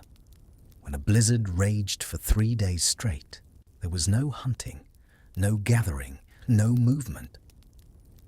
The entire camp went into a state of human hibernation. Modern people are obsessed with productivity, with doing, but these people understood the power of being. Pulse rates slowed, voices dropped to whispers. People spent hours simply grooming each other's hair, repairing a single moccasin, or just sleeping. It was a forced meditation, an acceptance that when nature screams, humans must be silent. In this stillness, they found a deep restorative rest that we can barely imagine today. Morning ritual of reviving fire. Someone would wake before dawn, the coldest part of night, between 4 and 6 a.m. when human body temperature is lowest, metabolic rate slowest, fire reduced to coals buried under ash. They would rise, brush away ash, expose embers that refused to die. And here is the technique. Coals still at 400 degrees. Add small pieces of fuel. Blow softly. Oxygen increases combustion rate. Flames return. The teepee was not a static shelter. It evolved with the deepening winter. In the early months, the strategy was purely defensive. Seal every gap, block every draft, hoard every calorie of heat. But as the true deep freeze set in, the enemy changed. It was no longer just the cold, it was the moisture. You see, at 20 degrees below zero, the outside air is bone dry. But inside, 8 living, breathing people and simmering stews produce nearly 2 liters of water vapor every single day. That invisible river of moisture has to go somewhere. If you trap it inside, it turns against you, condensing into ice, soaking your robes, and destroying the insulation you worked so hard to build. So they learned the hardest lesson of the deep winter. Ventilation is survival. Sometimes you must welcome a little bit of the cold, dry air in, just to carry the dangerous wet air out. Geography dictated strategy. On the northern plains, the cold was a dry, merciless weight. It could freeze flesh in minutes, but because the air was so dry, the battle against ice inside the teepee was manageable. Your robes stayed dry. The frost was a dust that could be brushed away. But for the peoples living farther east, in the woodlands, winter offered a different, more insidious threat. The temperatures were technically warmer, but that was a trap. The air was heavy with moisture. Snow would melt on your clothes during the day, soaking into the leather, only to refreeze into a hard shell of ice when the sun went down. This damp cold didn't just bite the skin, it seeped into the bones. It required a completely different set of solutions to keep the dampness from turning a warm bed into a frozen tomb. In the grey stillness before dawn, one person stirs. They move silently to the fire pit, gently coaxing the dying embers back to life before the morning chill can wake the others. It is a gift of warmth, given without words, accepted without waking. But how? How did they function in cold that would paralyze a modern human? The answer isn't just in the fire, it is in the flesh. It is the miracle of acclimatization. You see, their bodies had never known the artificial summer of central heating. They never expected a world of constant 70 degrees. And because they didn't expect it, their bodies adapted. Human biology is quieter and more powerful than we give it credit for. Over the course of a winter, their blood vessels learned to constrict more efficiently to save heat. Their metabolic rate shifted gears. They developed brown fat, a biological furnace that modern humans have largely lost. By the time deep winter arrived, their tolerance for cold hadn't just improved, it had transformed, increasing by nearly 30%. They didn't just endure the winter, their bodies became part of it. Children born into this life, growing up knowing nothing else. Their first memories include cold. For them, This wasn't hardship. This was simply life. And here is the advantage. Neural pathways formed in childhood. Thermal regulation patterns are established early, maintained through adulthood. Sleep quality in extreme cold is distinct. It is lighter, more fragmented, like a series of short naps strung together. But perhaps this is the sleep humans evolved to experience. Their rapid eye movement cycles, that deep, dreaming state where the mind drifts furthest from reality, were naturally shorter. This wasn't a flaw, it was a safeguard. By limiting the time spent in deep, paralyzed sleep, the body stayed just close enough to the surface of consciousness to sense a dying fire or a shifting wind. Dreams in the deep cold possess a startling vividness. It is the mind's answer to the stress of survival. As the body fights the freeze, it releases a surge of cortisol and adrenaline. But here, these aren't just stress signals. They act as sensory amplifiers. They paint the sleeping mind with hyper-realistic visions of exactly what is missing. They dream of blazing summer sun, of radiant heat, of feasting and abundance. It is a kindness of biology. The brain providing morning brought a necessary ritual, the daily inventory of the body. Before stepping out, they examined fingers and toes, looking for the color that told their fortune. They knew the spectrum by heart. White skin meant a superficial freeze. Painful, yes, but recoverable. Grey skin was a darker warning. The cold had reached deep tissue, and death hovered near. But black was the color of necrosis, the point of no return. In a world without surgeons, prevention wasn't just a strategy, it was the only cure. And here, in the vulnerability of the morning check, lies a quiet truth about community. You didn't just check yourself. Mothers checked their children. Husbands checked wives. It was an act of intimate care, a daily affirmation of mutual survival. The waiting. So much of winter was waiting. And here is the psychology. Patience developed over generations. The understanding that fighting winter was futile. Survival came through endurance, through simply refusing to die until the season changed. Questions remain unanswered. Why do modern recreations never quite match historical accounts? Modern people report being cold, yet historical sources describe comfort. What knowledge is missing? What techniques haven't been rediscovered? The mystery persists. Something about winter survival transcends our ability to reconstruct it. The technical knowledge can be studied. The physical structures were rebuilt. But the lived experience, perhaps the greatest mystery, is not in the techniques themselves. It is in how this knowledge was preserved and transmitted across generations without written records, without technical manuals, without formal schools or instruction. Consider a 5-year-old child in this winter camp, too young for serious responsibility, but old enough to observe, to help with small tasks, to begin absorbing the patterns of survival.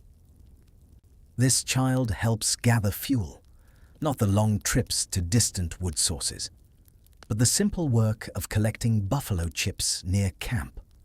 The child learns by touch and experience. These chips crumble when squeezed. Those are too soft. These others are hard as wood. Those are perfect. The learning happens through repetition, through sensory experience, through making mistakes in low-stakes situations where failure means only gentle correction rather than frozen death. By age 10, the child has graduated to tending fires for short periods, watching the color of flames, listening to the sounds coals make, learning to recognize when fire needs more fuel or simply more air.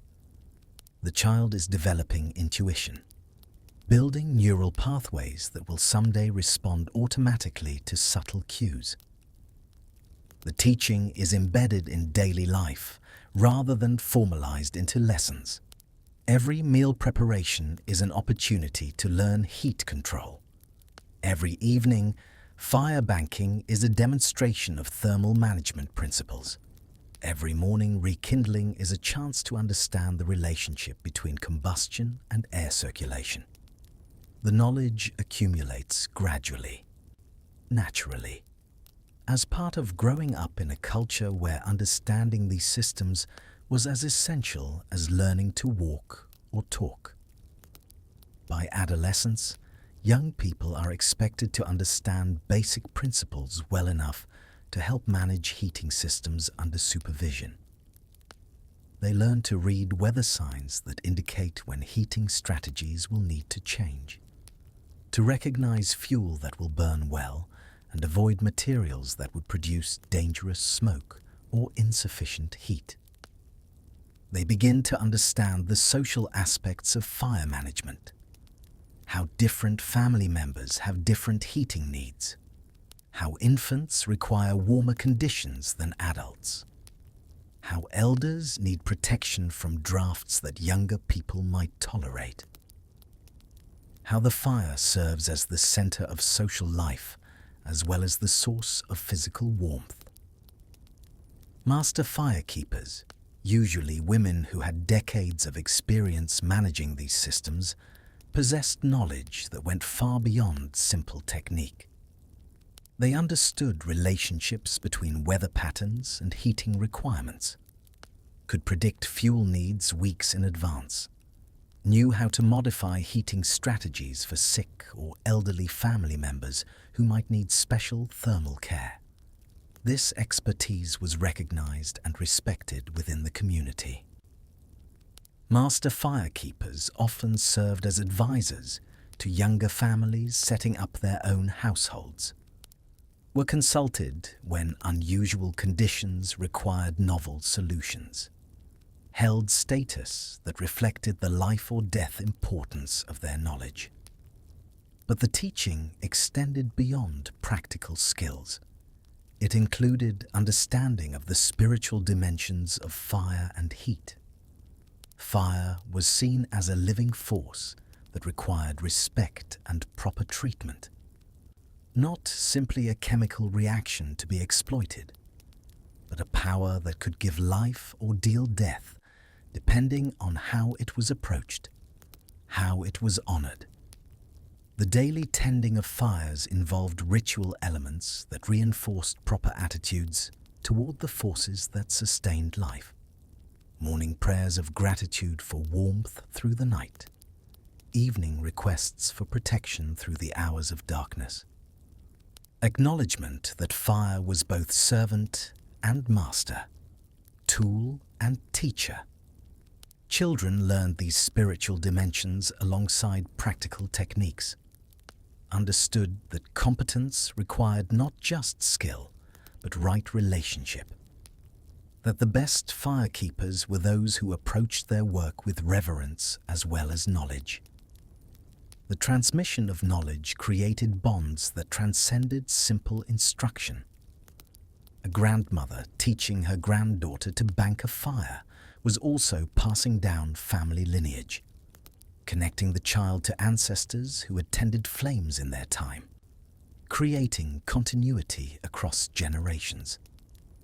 The relationship between teacher and student became one of mutual care, the elder sharing knowledge that took a lifetime to acquire, the young person receiving responsibility for maintaining wisdom that could not be allowed to die. These bonds were reinforced through shared work, through hands guiding hands in the darkness before dawn, through voices soft in the firelight explaining principles that had no written form, through the gradual transfer of authority as student became teacher in turn. Yet even with all this care in transmission, knowledge could be lost. A catastrophic winter that killed too many elders too quickly. a devastating disease that broke the chain of teaching, a forced relocation that scattered families before knowledge could be fully passed down. Buffalo Bird Woman, whose story we touched earlier, lived through such disruptions. She witnessed the disappearance of the buffalo that made the old ways possible, watched as government policies forced people onto reservations where traditional practices were forbidden or became impossible. In her old age, when anthropologists sought her out, she chose to share what she knew, to translate into English and written words the knowledge that had always lived in actions and experience. She understood that the traditional transmission was breaking down, that if the knowledge was to survive at all, it would need to take new forms. Her voice, preserved in her field recordings and transcripts, carries the weight of someone performing an act of cultural salvation. Speaking slowly, choosing words carefully, knowing she is one of the last who learned these skills as a child, who lived them as naturally as breathing. "People think we were always cold," she said in one interview. But that is not true. We were warm when we needed to be warm. We were comfortable when we needed to be comfortable. We knew how to live with winter instead of hiding from it. This distinction is crucial. They did not fight winter, did not see it as enemy to be defeated, but as reality to be understood, worked with, accommodated through wisdom and skill and constant attention to detail. Modern people often misunderstand this relationship with environment. We see discomfort as failure, as something to be eliminated through technology, through insulation from natural forces. But the teepee dwellers understood that some discomfort was inevitable, that perfect comfort was neither possible nor perhaps even desirable, that the body's awareness of cold served purposes, kept you alert to danger, motivated the constant small adjustments that maintained adequate warmth. Their comfort came not from absence of cold, but from confidence in their ability to manage it. From knowledge that they possessed the skills to maintain adequate warmth under almost any conditions. From trust in the systems developed over countless generations. This psychological dimension of winter survival may have been as important as any technical knowledge. The mental resilience to endure months of restricted movement, limited diet, darkness, the social structures that prevented isolation from breaking spirits as surely as cold broke bodies. The knowledge transmission system reinforced this resilience, connecting each generation to those who had survived before, providing assurance that winter always ended, that spring always returned, that the current hardship was temporary, part of an eternal cycle that had been weathered countless times. This is what may be truly lost. Not just the technical details of fire management or thermal engineering, but the entire cultural context that made those techniques meaningful, the worldview that saw humans as part of nature rather than separate from it, the values that prioritized community survival over individual comfort. We can study the artifacts, reconstruct the structures, measure the thermal efficiency, but we cannot easily recover the lived experience, the embodied knowledge, the complete integration of technical skill, spiritual practice, social organization, and psychological resilience that made winter survival possible. If you're finding value in this exploration of forgotten wisdom, consider joining our community. A simple like or subscription helps us keep these stories alive. And if you have your own winter memories, perhaps from a childhood in a cold place, share them below. Your stories are part of this history too. a different kind of warmth, the kind that came from position, from status, from complex ways human communities organize survival. A winter camp, 40 tipis arranged in a loose circle. Walk through the camp and patterns emerge. Which fires burn bright, which struggle, who sleeps warm, who merely survives. At the center stands the largest tipi, 24 feet across instead of 12 or 15. The buffalo hides prime quality, no tears, no thin spots. This is the chief's lodge. Inside, the differences multiply. The fire pit is a larger. The stones were chosen with care. Sandstone for quick heat, quartzite for sustained warmth, granite for stability. The fuel stacked along walls includes not just buffalo chips and cottonwood, but precious hardwoods, oak from distant mountains, charcoal that burns hot and clean. And here is the science of that charcoal, made by burning cottonwood in controlled conditions, driving off moisture and volatile compounds, leaving nearly pure carbon, burns at 1200 degrees with minimal smoke. A handful provides warmth through coldest night. The sleeping robes in this lodge are thick, multiple layers, the finest buffalo hides from animals killed in deepest winter, treated with oils and fats. And here is the preparation. Bear fat stays pliable at -40 degrees. Buffalo tallow provides steady insulation. These robes are family heirlooms, passed down through generations. But here is what maintains this warmth. Young men arrive throughout the day with firewood. Having traveled miles, women bring prepared food, pemmican made with choicest berries, fat content, 60%, marrow fat rendered from richest bones. The chief's warmth is maintained by labor of dozens. This is not exploitation. This is social insurance. The chief's comfort ensures leadership survives, decision-making capacity intact. And here is why it matters. On the night when temperature drops to 40 below, when wind threatens to tear lodges apart, the chief's lodge becomes center of governance, where problems are solved by people comfortable enough to think clearly. This is also where the winter count lives. The keeper of the history sits by the chief's fire, unfolding a tanned hide painted with a spiral of symbols. In the long, dark evenings, when the wind howled too loud for sleep, he would point to a symbol. "This was the winter the stars fell," he would say, his voice low and rhythmic. "This was the winter of the deep snow." The children would listen, wrapped in their warm robes, their eyes wide in the firelight. This storytelling wasn't just entertainment. It was an education. It connected them to a timeline of survival, reminding them that their people had weathered storms before and would weather this one too. The warmth of the lodge became the warmth of memory, binding the past to the present. Around the chief's central teepee, allied families positioned their lodges, close enough to benefit from microclimate. And here is thermal geography.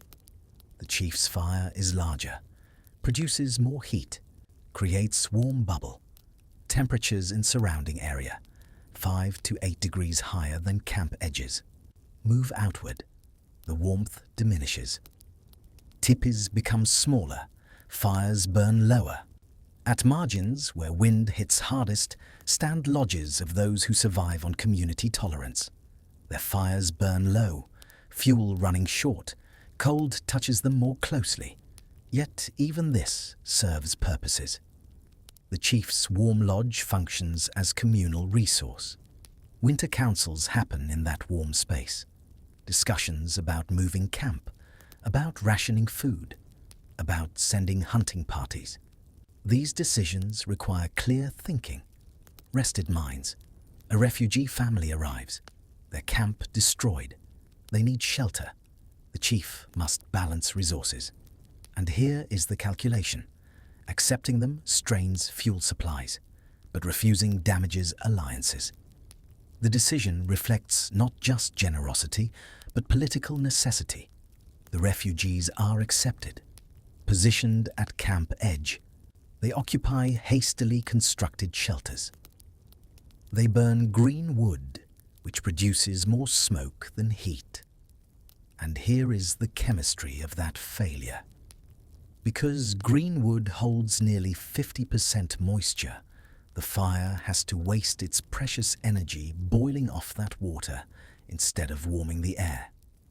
It acts like a heat thief, dropping efficiency to a meager 40%. Dry wood, however, changes the equation. Without that heavy water burden, the efficiency leaps to 75%, turning the same log into a true powerhouse of warmth. Someone from wealthier family walks past, pauses, leaves an armload of good dry wood outside their entrance. The soft thump of logs being placed continues without announcement. The wood is used, the gesture not mentioned.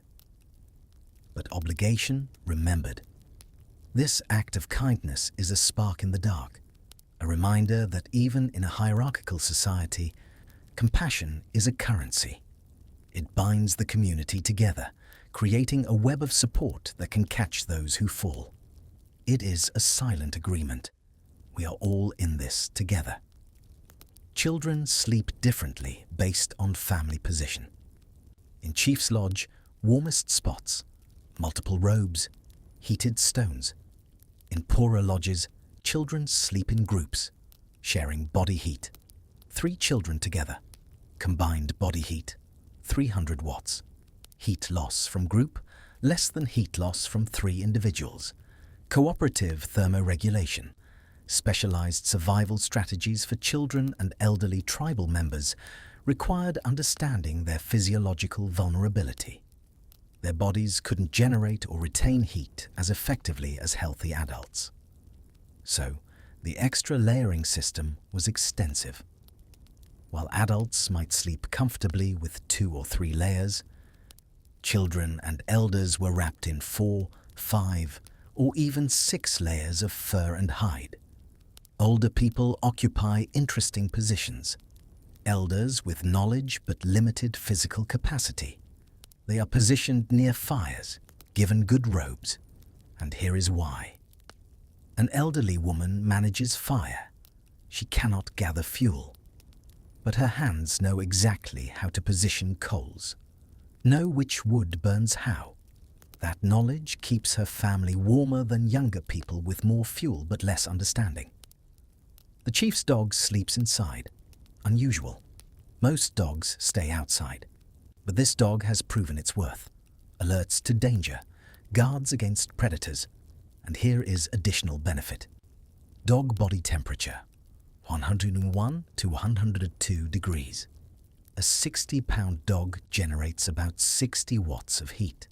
Sleeping pressed against children. Natural space heater. By spring, the winter's social patterns have created obligations. Those who contributed fuel remember their generosity. Those who received help remember their debt. Hierarchies persist. Patterns set in cold months determining who camps where, who hunts with whom. The chief's fire burns down as winter ends. But relationships forged in that warmth remain. Social structure built on differential access to comfort becomes framework that holds community together. Warmth was never just physical. It was social, political, spiritual. The fire burned through more than buffalo chips. It burned through obligations and alliances, through complex web of relationships that made survival possible in a world where warmth was life itself. Now, we drift into the deepest, quietest part of the night. It is the hour the Lakota might call the time of the wolf's tail. That grey space about 3 hours before dawn. Inside the teepee, the fire has burned down to a bed of coals, glowing like the sleepy eyes of a resting beast. The stones still radiate heat, but their pulse is fading. Outside, the cold is no longer just weather. It is a presence. It presses against the hide walls, searching for gaps, probing for weakness, eager to steal what little warmth remains. Even here, inside, your breath hangs in the air, white clouds forming and vanishing near your face. You are wrapped tight in your buffalo robe, the heavy fur pressing against your cheek with a scent of smoke and earth. But you can feel the winter finding its way in. It creeps around the edges of the blanket. It settles at your back where the seal isn't quite perfect. The wind outside has changed. It is no longer gusting. It has become a constant, heavy pressure, a hand pushing against the world without stopping. The lodge poles creak above you, a familiar groan of wood fighting wind. But tonight, in this silence, they seem louder. The silence outside is absolute. It feels like the pause between heartbeats. The temperature has dropped so low it defies description, far below zero, cold enough to freeze exposed skin in minutes. Suddenly, from the distance, crack! A sound like a gunshot tears through the frozen air. But it is not a weapon. It is the trees. The indigenous peoples call this the moon of popping trees, and for good reason. The moisture deep inside the wood fibers has frozen and expanded with such violence that it splits the timber open. It is physics making itself heard. The sound of water turning into stone. Through the smoke hole you catch a glimpse of stars.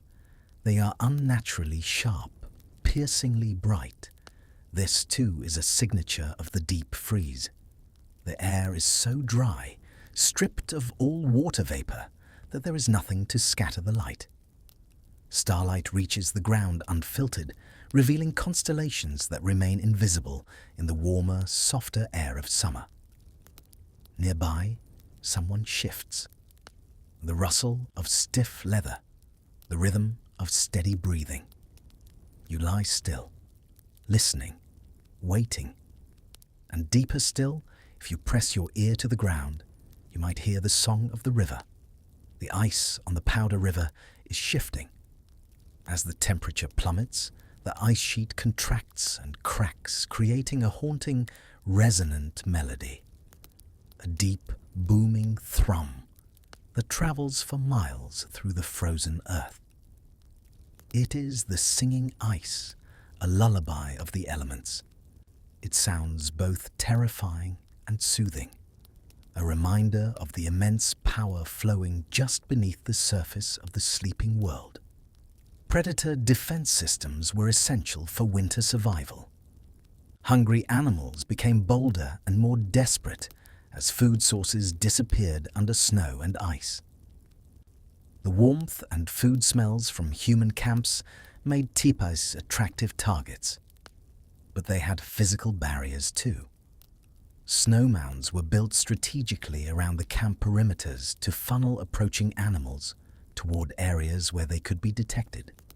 Snow for construction was tactical engineering, disguised as winter landscaping. Weapon placement within the teepee followed strict protocols. Bows, spears, and knives were positioned where adults could reach them instantly without fumbling in darkness.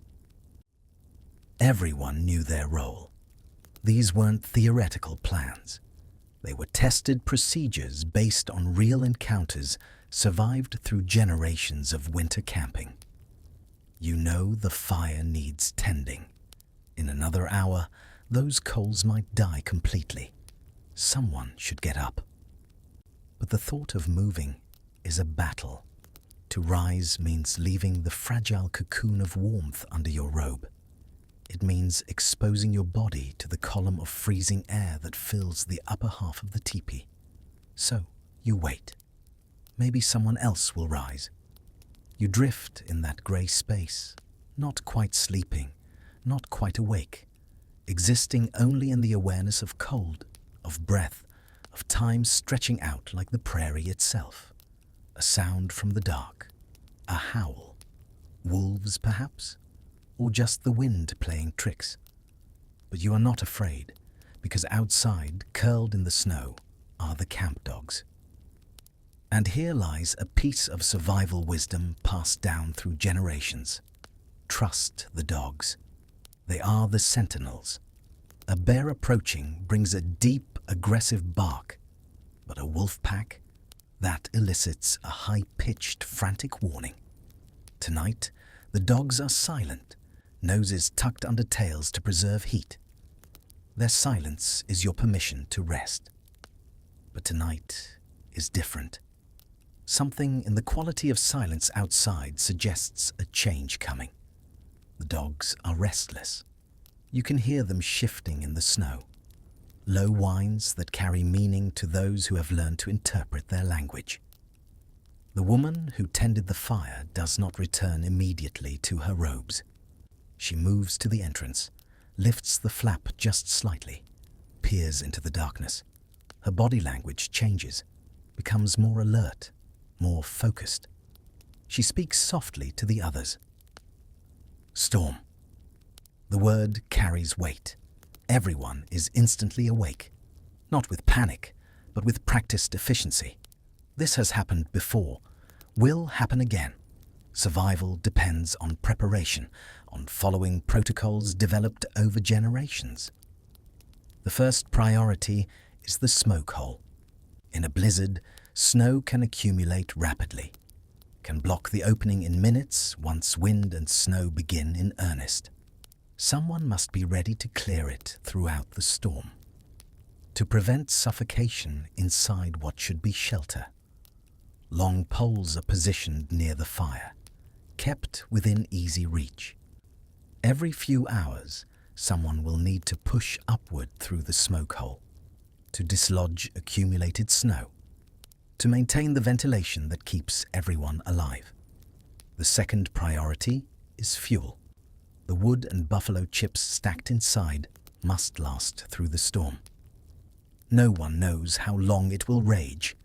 Could be hours, could be days. Running out of fuel in mid-storm means choices no one wants to face. The women do quick calculations. 8 people, maybe 3 days if the storm is bad. They begin rationing immediately, banking the fire even lower, adjusting expectations about warmth. Better to be slightly cold for 3 days than to run out of fuel entirely. The third priority is water. Snow will need to be melted for drinking. This requires fuel, requires careful management of a pot positioned properly in coals. Too much heat and water boils away. Too little and melting takes forever, wastes precious fuel. The children are gathered close, told the rules they already know, but must hear again. Do not go outside except in absolute emergency. If you must go, tie a rope around your waist. Attach the other end to a lodge pole. Even a few steps from the entrance, you can become lost in whiteout conditions, can wander in circles until cold claims you. The elderly are given extra robes, positioned even closer to the fire. Their bodies generate less heat, are more vulnerable to cold. They will receive larger portions of food, more careful monitoring through the long hours of confinement. Then the storm arrives. You hear it before you feel it. A roar like continuous thunder, growing louder, closer. The tipi walls begin to shake. Not just the gentle breathing they do in normal wind, but violent thrashing, as if some great beast is trying to tear the shelter apart. Snow begins to accumulate against the lower walls. This is actually beneficial, creates additional insulation, blocks drafts. But it also means the world outside is being reshaped, familiar landmarks buried, the landscape transformed into something alien and dangerous. The hours blur together. Time becomes meaningless in the grey dimness of the storm-locked tipi. The fire burns low, just enough to maintain marginal warmth, enough to keep pipes from freezing, enough to remind everyone that life persists even when world outside has become hostile to all existence. Every 3 hours, someone rises to clear the smoke hole, pushes the long pole upward through the opening, feels resistance as it encounters snow, pushes harder, breaks through. Snow falls down into the teepee, has to be quickly scooped up and thrown back outside before it melts and soaks the floor. This task is dangerous. Opening the smoke hole even briefly allows wind to force cold air down into the living space. Snow swirls in. Temperature drops instantly. Everyone hunches under their robes, waiting for the opening to be sealed again, for warmth to slowly return. But it must be done. Carbon monoxide from the fire needs an escape route. Without ventilation, the invisible poison would accumulate, would put everyone to sleep, a sleep from which there would be no waking. Between the smoke hole clearings, the family exists in a state of enforced stillness. This is when stories are told, when history is passed down, when children learn the genealogies going back 7 generations, when the spiritual knowledge of the people is transmitted from elder minds to younger ones.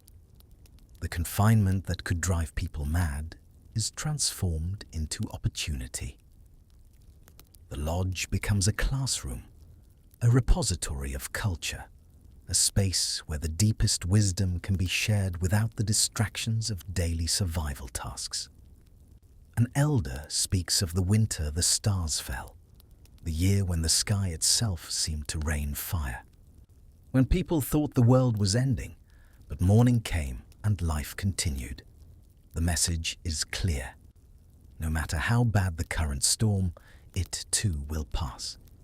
Another elder recounts the winter of deep snow, when drifts grew so high they covered the tipis, when people had to dig tunnels to reach neighboring lodges, when the tribe survived by sharing everything, by becoming one family rather than separate households. The lesson is about cooperation, about community, about bonds that transcend individual survival. Food is rationed carefully. Small portions that must satisfy appetites, used to more abundance. But no one complains. Everyone understands the mathematics of survival. Understand that eating less now means fuel lasts longer, means everyone eats tomorrow and the day after. The psychological challenge of storm confinement is as real as the physical dangers. The enforced inactivity, the close quarters, 8 people breathing the same air, smelling the same smells, hearing the same sounds, for days on end. This is when social skills developed over years of communal living become essential. The ability to give each other psychological space, even when physical space is minimal. The patience to tolerate irritating habits. The wisdom to speak less and listen more. The storm teaches stillness, teaches acceptance, teaches that some forces are beyond human control. That survival sometimes means simply enduring, refusing to give up, maintaining the small flame of life until conditions change and activity becomes possible again. On the 3rd day, the sound changes, the roar diminishes. The violent shaking of walls becomes gentler movement. The storm is ending, but no one rushes outside. The cold after a blizzard can be even more dangerous than the storm itself. The world outside will be transformed. Familiar paths buried, landmarks erased, and the temperature will have dropped to levels that can kill exposed flesh in minutes. When finally someone does venture out, tied securely to a rope anchored inside the teepee, they find a world remade by wind and snow. Drifts have piled 20 feet high in some places. In others, wind has scoured the ground bare to frozen earth. The horses are found in the sheltered valley where they weathered the storm, hungry, cold, but alive. The camp's survival depends on them. They must be tended before human comfort is fully restored. Work begins immediately. Paths must be cleared. Fuel must be gathered. Life must return to its normal rhythm. But everyone carries the memory of confinement, of enforced stillness, of the storm that tested everything they knew about survival. And they carry gratitude.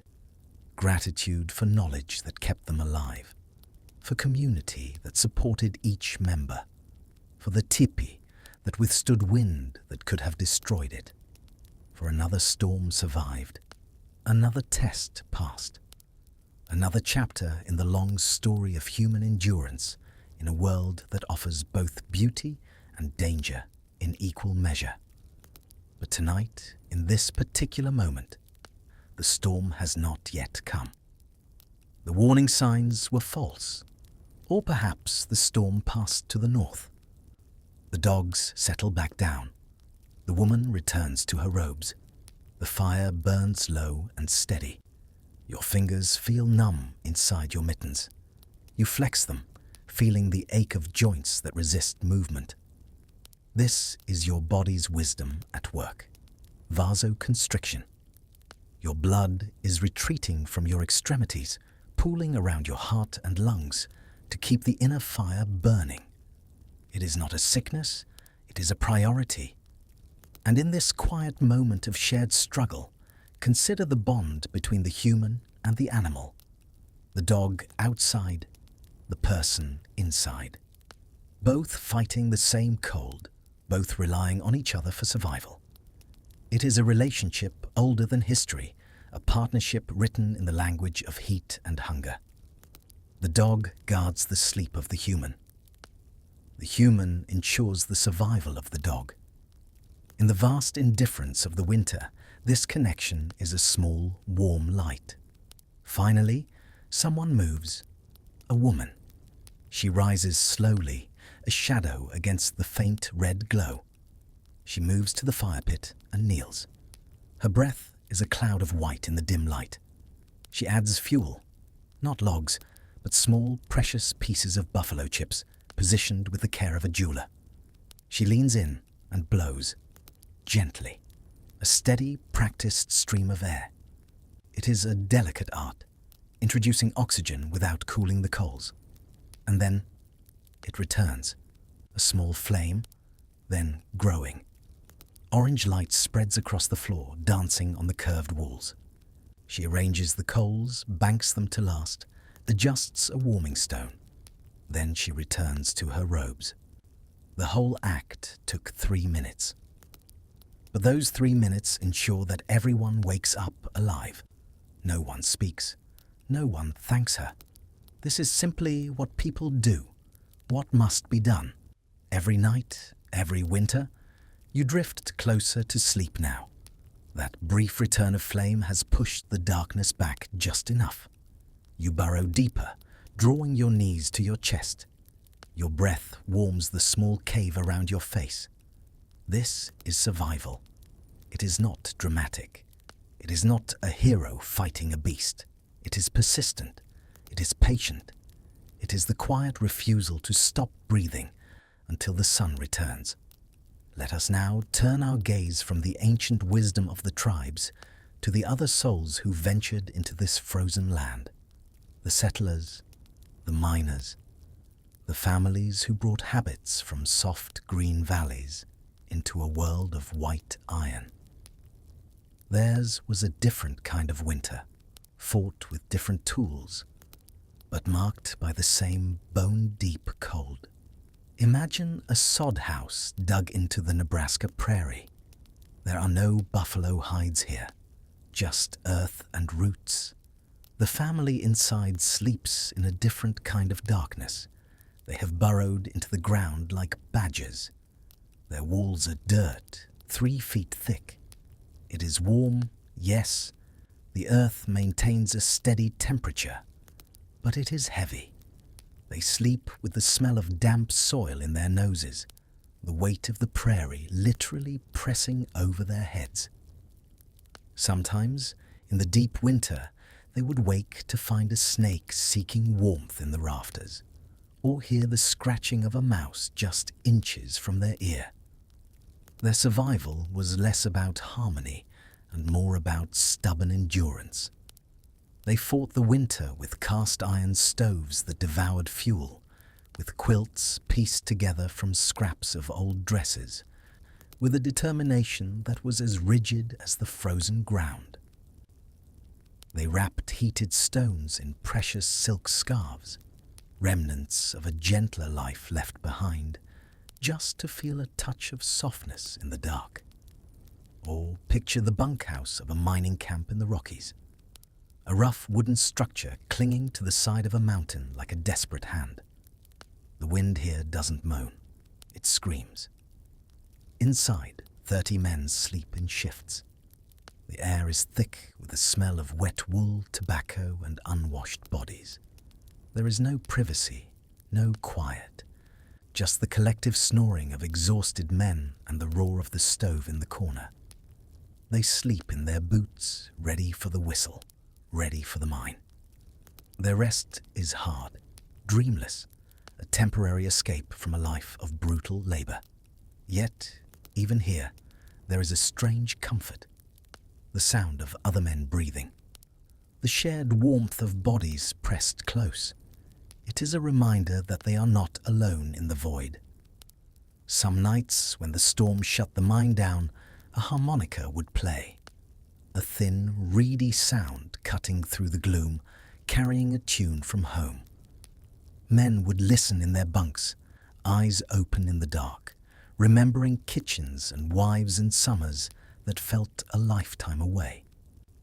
And then, consider the wealthy. The railroad barons in their private cars, the cattle kings in their Victorian mansions rising strangely from the plains. They slept under down comforters imported from Europe on mattresses of horsehair and feather. They had servants to tend their fires through the night. Yet, even they could not fully escape the winter. The draft still found its way through the window sash. The frost still patterned the glass with delicate, icy ferns. The howl of the blizzard was just as loud outside their heavy velvet curtains. In the face of the Great Plains winter, money could buy comfort, but it could not buy immunity. The cold was the great equalizer, touching everyone. But let us return to you, to this moment. Let us now turn, just for a moment, to the other sleepers who shared this vast frozen continent. Because while the native peoples had their ancient, perfected systems, a new wave of humanity was arriving on the plains. Settlers, miners, people who brought habits from soft green lands into a world of white iron. Imagine a sod house dug into the Nebraska prairie. No buffalo hides here, just earth and roots. The family inside sleeps in a different kind of darkness. They have burrowed into the ground like badgers. Their walls are dirt, 3 feet thick. It is warm. Yes, the earth maintains a steady temperature, but it is heavy. They sleep with the smell of soil in their noses, the weight of the prairie literally over their heads. Sometimes, in the deep winter, they would wake to find a snake seeking warmth in the rafters, or hear the scratching of a mouse just inches from their ear. Their survival was less about harmony and more about stubborn endurance. They fought the winter with cast iron stoves that devoured fuel, with quilts pieced together from scraps of old dresses, with a determination that was as rigid as the frozen ground. Or picture the bunkhouse of a mining camp in the Rockies, a rough wooden structure clinging to the side of a mountain. The wind here screams. Inside, 30 men sleep in shifts. The air is thick with the smell of wet wool, tobacco, and unwashed bodies. There is no privacy. No quiet. Just the collective snoring of exhausted men and the roar of the stove in the corner. They sleep in their boots, ready for the whistle, ready for the mine. Their rest is hard, dreamless, a temporary escape from a life of brutal labor. And then, consider the wealthy. The railroad barons in their private cars, the cattle kings in their Victorian mansions rising strangely from the plains. They slept under down comforters imported from Europe, on mattresses of horsehair and feather. They had servants to tend their fires through the night. Yet even they could not fully escape the winter. The draught still found its way through the window sash. The frost still patterned the glass. The howl of the blizzard was just as loud outside their heavy velvet curtains. In the face of the Great Plains winter, money could buy comfort, but it could not buy immunity. But let us return to you, to this moment. And so, we arrive finally at the end of the long, cold night, at the place where that winter world begins to fade, where the weight of history releases its grip on your imagination, where you remember that you are not there. You are here, in your own time, in your own warmth. Let the images of the snow-swept plains soften in your mind's eye. The endless white horizon, once sharp and biting, now blurs into a gentle mist. The wind that howled against the buffalo hides quiets down to a whisper, then to silence. The world of 1840 is drifting away, receding like a tide, leaving you safe on the shore of the present. They slept wrapped in buffalo hide, with cold pressing through gaps in tippy walls. You sleep in a bed with sheets that have never known frost, with blankets that were made in factories by machines, with warmth that comes from furnaces that burn gas or electricity, that require nothing from you except money sent to companies you'll never meet. They woke in darkness to tend fires that could not be allowed to die. You wake to light switches, to thermostats that adjust themselves, to coffee makers that start on timers, to warmth that exists before you're even conscious. Think of the silence in your room right now. It is not the silence of a frozen prairie holding its breath before a storm. It is the silence of safety. The walls around you are solid. They do not tremble in the wind. The roof above you is secure. It does not groan under the weight of snow. You are held in a structure built for your comfort, a sanctuary of stillness designed to let you rest. They breathed air so cold it hurt their lungs, watched their breath turn white even inside their shelters. You breathe air that's been heated and filtered and humidified to exactly the right level, air that requires nothing from you, that asks no work in exchange for the service it provides. Feel the rhythm of your own breathing, slow, steady, unlabored. Each breath is a gift of ease. You do not have to fight for it. You do not have to warm it through layers of fur. It flows into you, nourishing and calm, filling your lungs with the gentle temperature of a controlled climate. Let each exhale carry away any remaining tension, any lingering thought of the day. Just breathe. They knew the weight of buffalo robes, the smell of smoke, the constant low-level awareness of danger.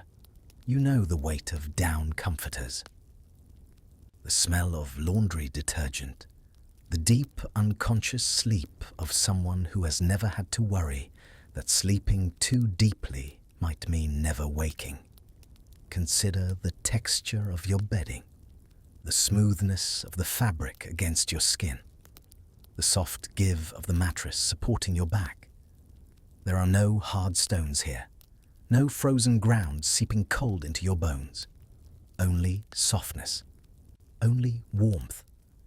Let your body sink into it. Let your muscles unclench, knowing that there is nothing hard or sharp waiting for you. Only the embrace of your own bed. Those fires burned for the last time more than a century ago. The last buffalo hide tipi, used as actual winter shelter, came down decades before you were born. The knowledge held in the hands that tended those fires has mostly vanished, scattered to archives, preserved in fragments, but no longer lived. No longer embodied in daily practice. You are safe. This is the truth you can settle into now, safe in ways those winter sleepers could barely imagine. The cold is just a story. The danger, just history. The struggle to stay warm is something that happened to other people in another time, in a world that no longer exists except in memory and museums. You are insulated, not just by walls, but by time. The decades that separate you from that frozen night act as a barrier more effective than any buffalo robe. The struggles of the past cannot reach you here. They are shadows on a wall, flickering and fading, unable to touch the reality of your peace. Your bed is warm because someone turned on the heat, because systems you don't understand burn fuel you never see. Because the modern world has solved the problem of winter warmth so completely that you think about it as rarely as you think about breathing. There is a magic in this invisibility, the way comfort happens without your effort. You don't have to know how the furnace works to feel its heat. You don't have to understand the grid to enjoy the light. You are the beneficiary of centuries of innovation, all conspiring to let you sleep without worry. Accept this care. Let it wrap around you. You are warm without effort, without knowledge, without the patient accumulation of skills that took those people years to master. You sleep through entire nights without waking, without tending, without checking to make sure the barrier between life and death is still intact. This is a miracle worth recognizing, worth feeling grateful for. The ease of your warmth, the certainty of it, the way you can take for granted something that dominated every winter moment for those tipi dwellers. That consumed their thoughts and shaped their societies and determined who lived and who didn't. Let a small, quiet smile of gratitude touch your lips. Not a big gesture, just an internal nod to the comfort you possess. Gratitude is a warm feeling. It starts in the chest and spreads outward, relaxing the heart, calming the mind. Be grateful for the blanket. Be grateful for the roof. Be grateful for the stillness. They would not comprehend your life. The casual way you adjust temperature with a dial. The waste you can afford. Leaving lights on. Letting heat escape through open doors. These would seem like impossible luxury, like magic. Like the kind of abundance that exists only in the most optimistic dreams. Let yourself feel the weight of your own blankets now. Let yourself sink deeper into your mattress. Let the easy warmth wrap around you like something precious. Because it is precious. Even if it comes easily. Even if you didn't earn it through gathering fuel and banking fires and maintaining knowledge systems developed over thousands of years. Feel the heaviness in your eyelids. They want to close. Let them. There is nothing left to see tonight. The visual world can fade away, leaving only the velvety darkness of rest. Your eyes have done their work for the day. Let them soften. Let the muscles around them relax. Morning comes in the old camp. Someone rises, rebuilds the fire. Smoke rises again from tipis. Another night survived. Another day beginning. The same work waiting. The same careful balance between warmth and cold. the same patient endurance that made human life possible in impossible places. But that morning is long past. Those people are long gone. The buffalo that gave their hides are gone too. The prairie that stretched endless is now crossed by roads and fences and cities.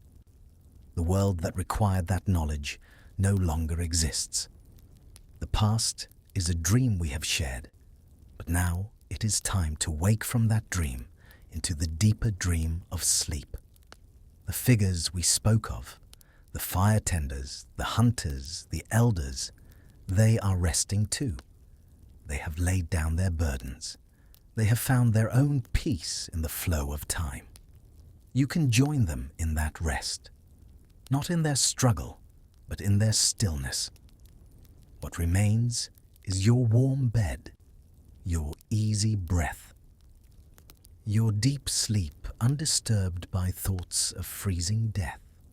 What remains is the gift that all those cold winters eventually produced. The knowledge systems that led to the systems that led to the systems that keep you comfortable now without effort. Sleep easy tonight, knowing that you are warmer than kings were once warm, that you are safer than the most protected people in those winter camps, that the ease of your rest represents the culmination of thousands of years of humans learning how to defeat cold, how to survive winter, how to create comfort where none existed before. Think of yourself as the end point of a long journey of warmth. Every fire ever built, every shelter ever constructed has led to this moment, to you lying here perfectly safe. You are the recipient of all that human striving. It has all been for this, for you to be able to close your eyes and drift away without fear. The night is kind to you. The darkness is peaceful. The cold cannot touch you. Sleep comes soft and complete. No waking to tend fires, no checking for frost, no wondering if morning will come. Just sleep. Deep, safe, warm. Imagine a heavy, warm blanket of relaxation being pulled up over your feet. Slowly. Up over your legs, your knees, your thighs, feeling the muscles loosen as it passes. Up over your hips and stomach, the warmth penetrating deep. Up over your chest, your shoulders. Your arms feel heavy and relaxed. Up over your neck, soothing the tension. Finally, over your head, quieting the mind. Rest now. Let the old struggles become dreams. Let the winter camps fade into the quiet places where history lives. Let your own warmth be enough. Be everything. Be the miracle that it actually is. There is no more story to follow, no more facts to learn, no more words to hold on to, just the gentle rhythm of your own existence. Inhale, peace, exhale, the past. Inhale, warmth, exhale, the day. The buffalo robes are still. The fires are gone. The prairie sleeps under snow that will melt when spring comes, and you sleep too, protected by more than you know, warmed by more than you understand, safe in ways that would have seemed impossible to people who lived their entire lives knowing cold could kill them any night they got careless. Sleep well, sleep warm, sleep safe. Thank you for walking through that cold night with me, for letting me share these old stories. These are quiet histories of people who survived through knowledge and patience and the refusal to surrender to winter. I hope that in visiting the cold of the past, you have found a deeper appreciation for the warmth of your present. Sometimes, to truly feel how soft our bed is, we need to remember the hard ground. To truly feel how safe we are, we need to remember the dangers others faced. You carry that perspective with you now into your dreams. If this helped you rest, consider subscribing. I share new slow history several times each week, each one designed to help you sleep while teaching you something real about how people lived before the modern world made everything so easy. Your support helps keep this little campfire burning. It allows us to keep exploring the quiet corners of history together. So if you found peace here, please join us. There is always a place for you by the fire. There's another story waiting for you, another journey into the past, another chance to understand what comfort really means by seeing how hard it used to be. But there is no rush, no hurry. The stories will be there when you wake. For now, the most important thing is your rest. The world can wait. History can wait. And if you want to share where you're listening from, the comments section is open. I like knowing where these stories travel, who they reach, what warm beds they help people settle into. It connects us, this shared experience of night. Knowing that across the world, others are settling down just like you, listening to the same voice, finding the same peace. We are all part of a vast, quiet community of sleepers. Sleep well tonight. The night is peaceful. The cold is only history now, and you are warm. Wonderfully, miraculously, warm. I am Peter Miller, and the trail we walked tonight ends here. The wind has stopped. The cold is only a memory now. The only task remaining for you is to let go. You are protected. You are at peace. Let the resilience of those who came before us settle in your heart, not as a weight, but as an anchor keeping you safe in the harbor of sleep. Allow your shoulders to drop. Allow your breath to slow, deeper and slower, untying the knots of the day. The night is yours now. Thank you for trusting me with these quiet hours. It is a privilege to be a voice in your darkness, keeping watch while you rest. If this journey brought you a moment of ease, you are welcome to join our circle of nighttime historians by tapping subscribe. I will be here, tending the fire, ready with another tale whenever you need it. There is another path waiting on your screen if you wish to wander a bit longer. But if your eyes are heavy, let them close. The history is safe, and so are you. Sleep well until we meet again.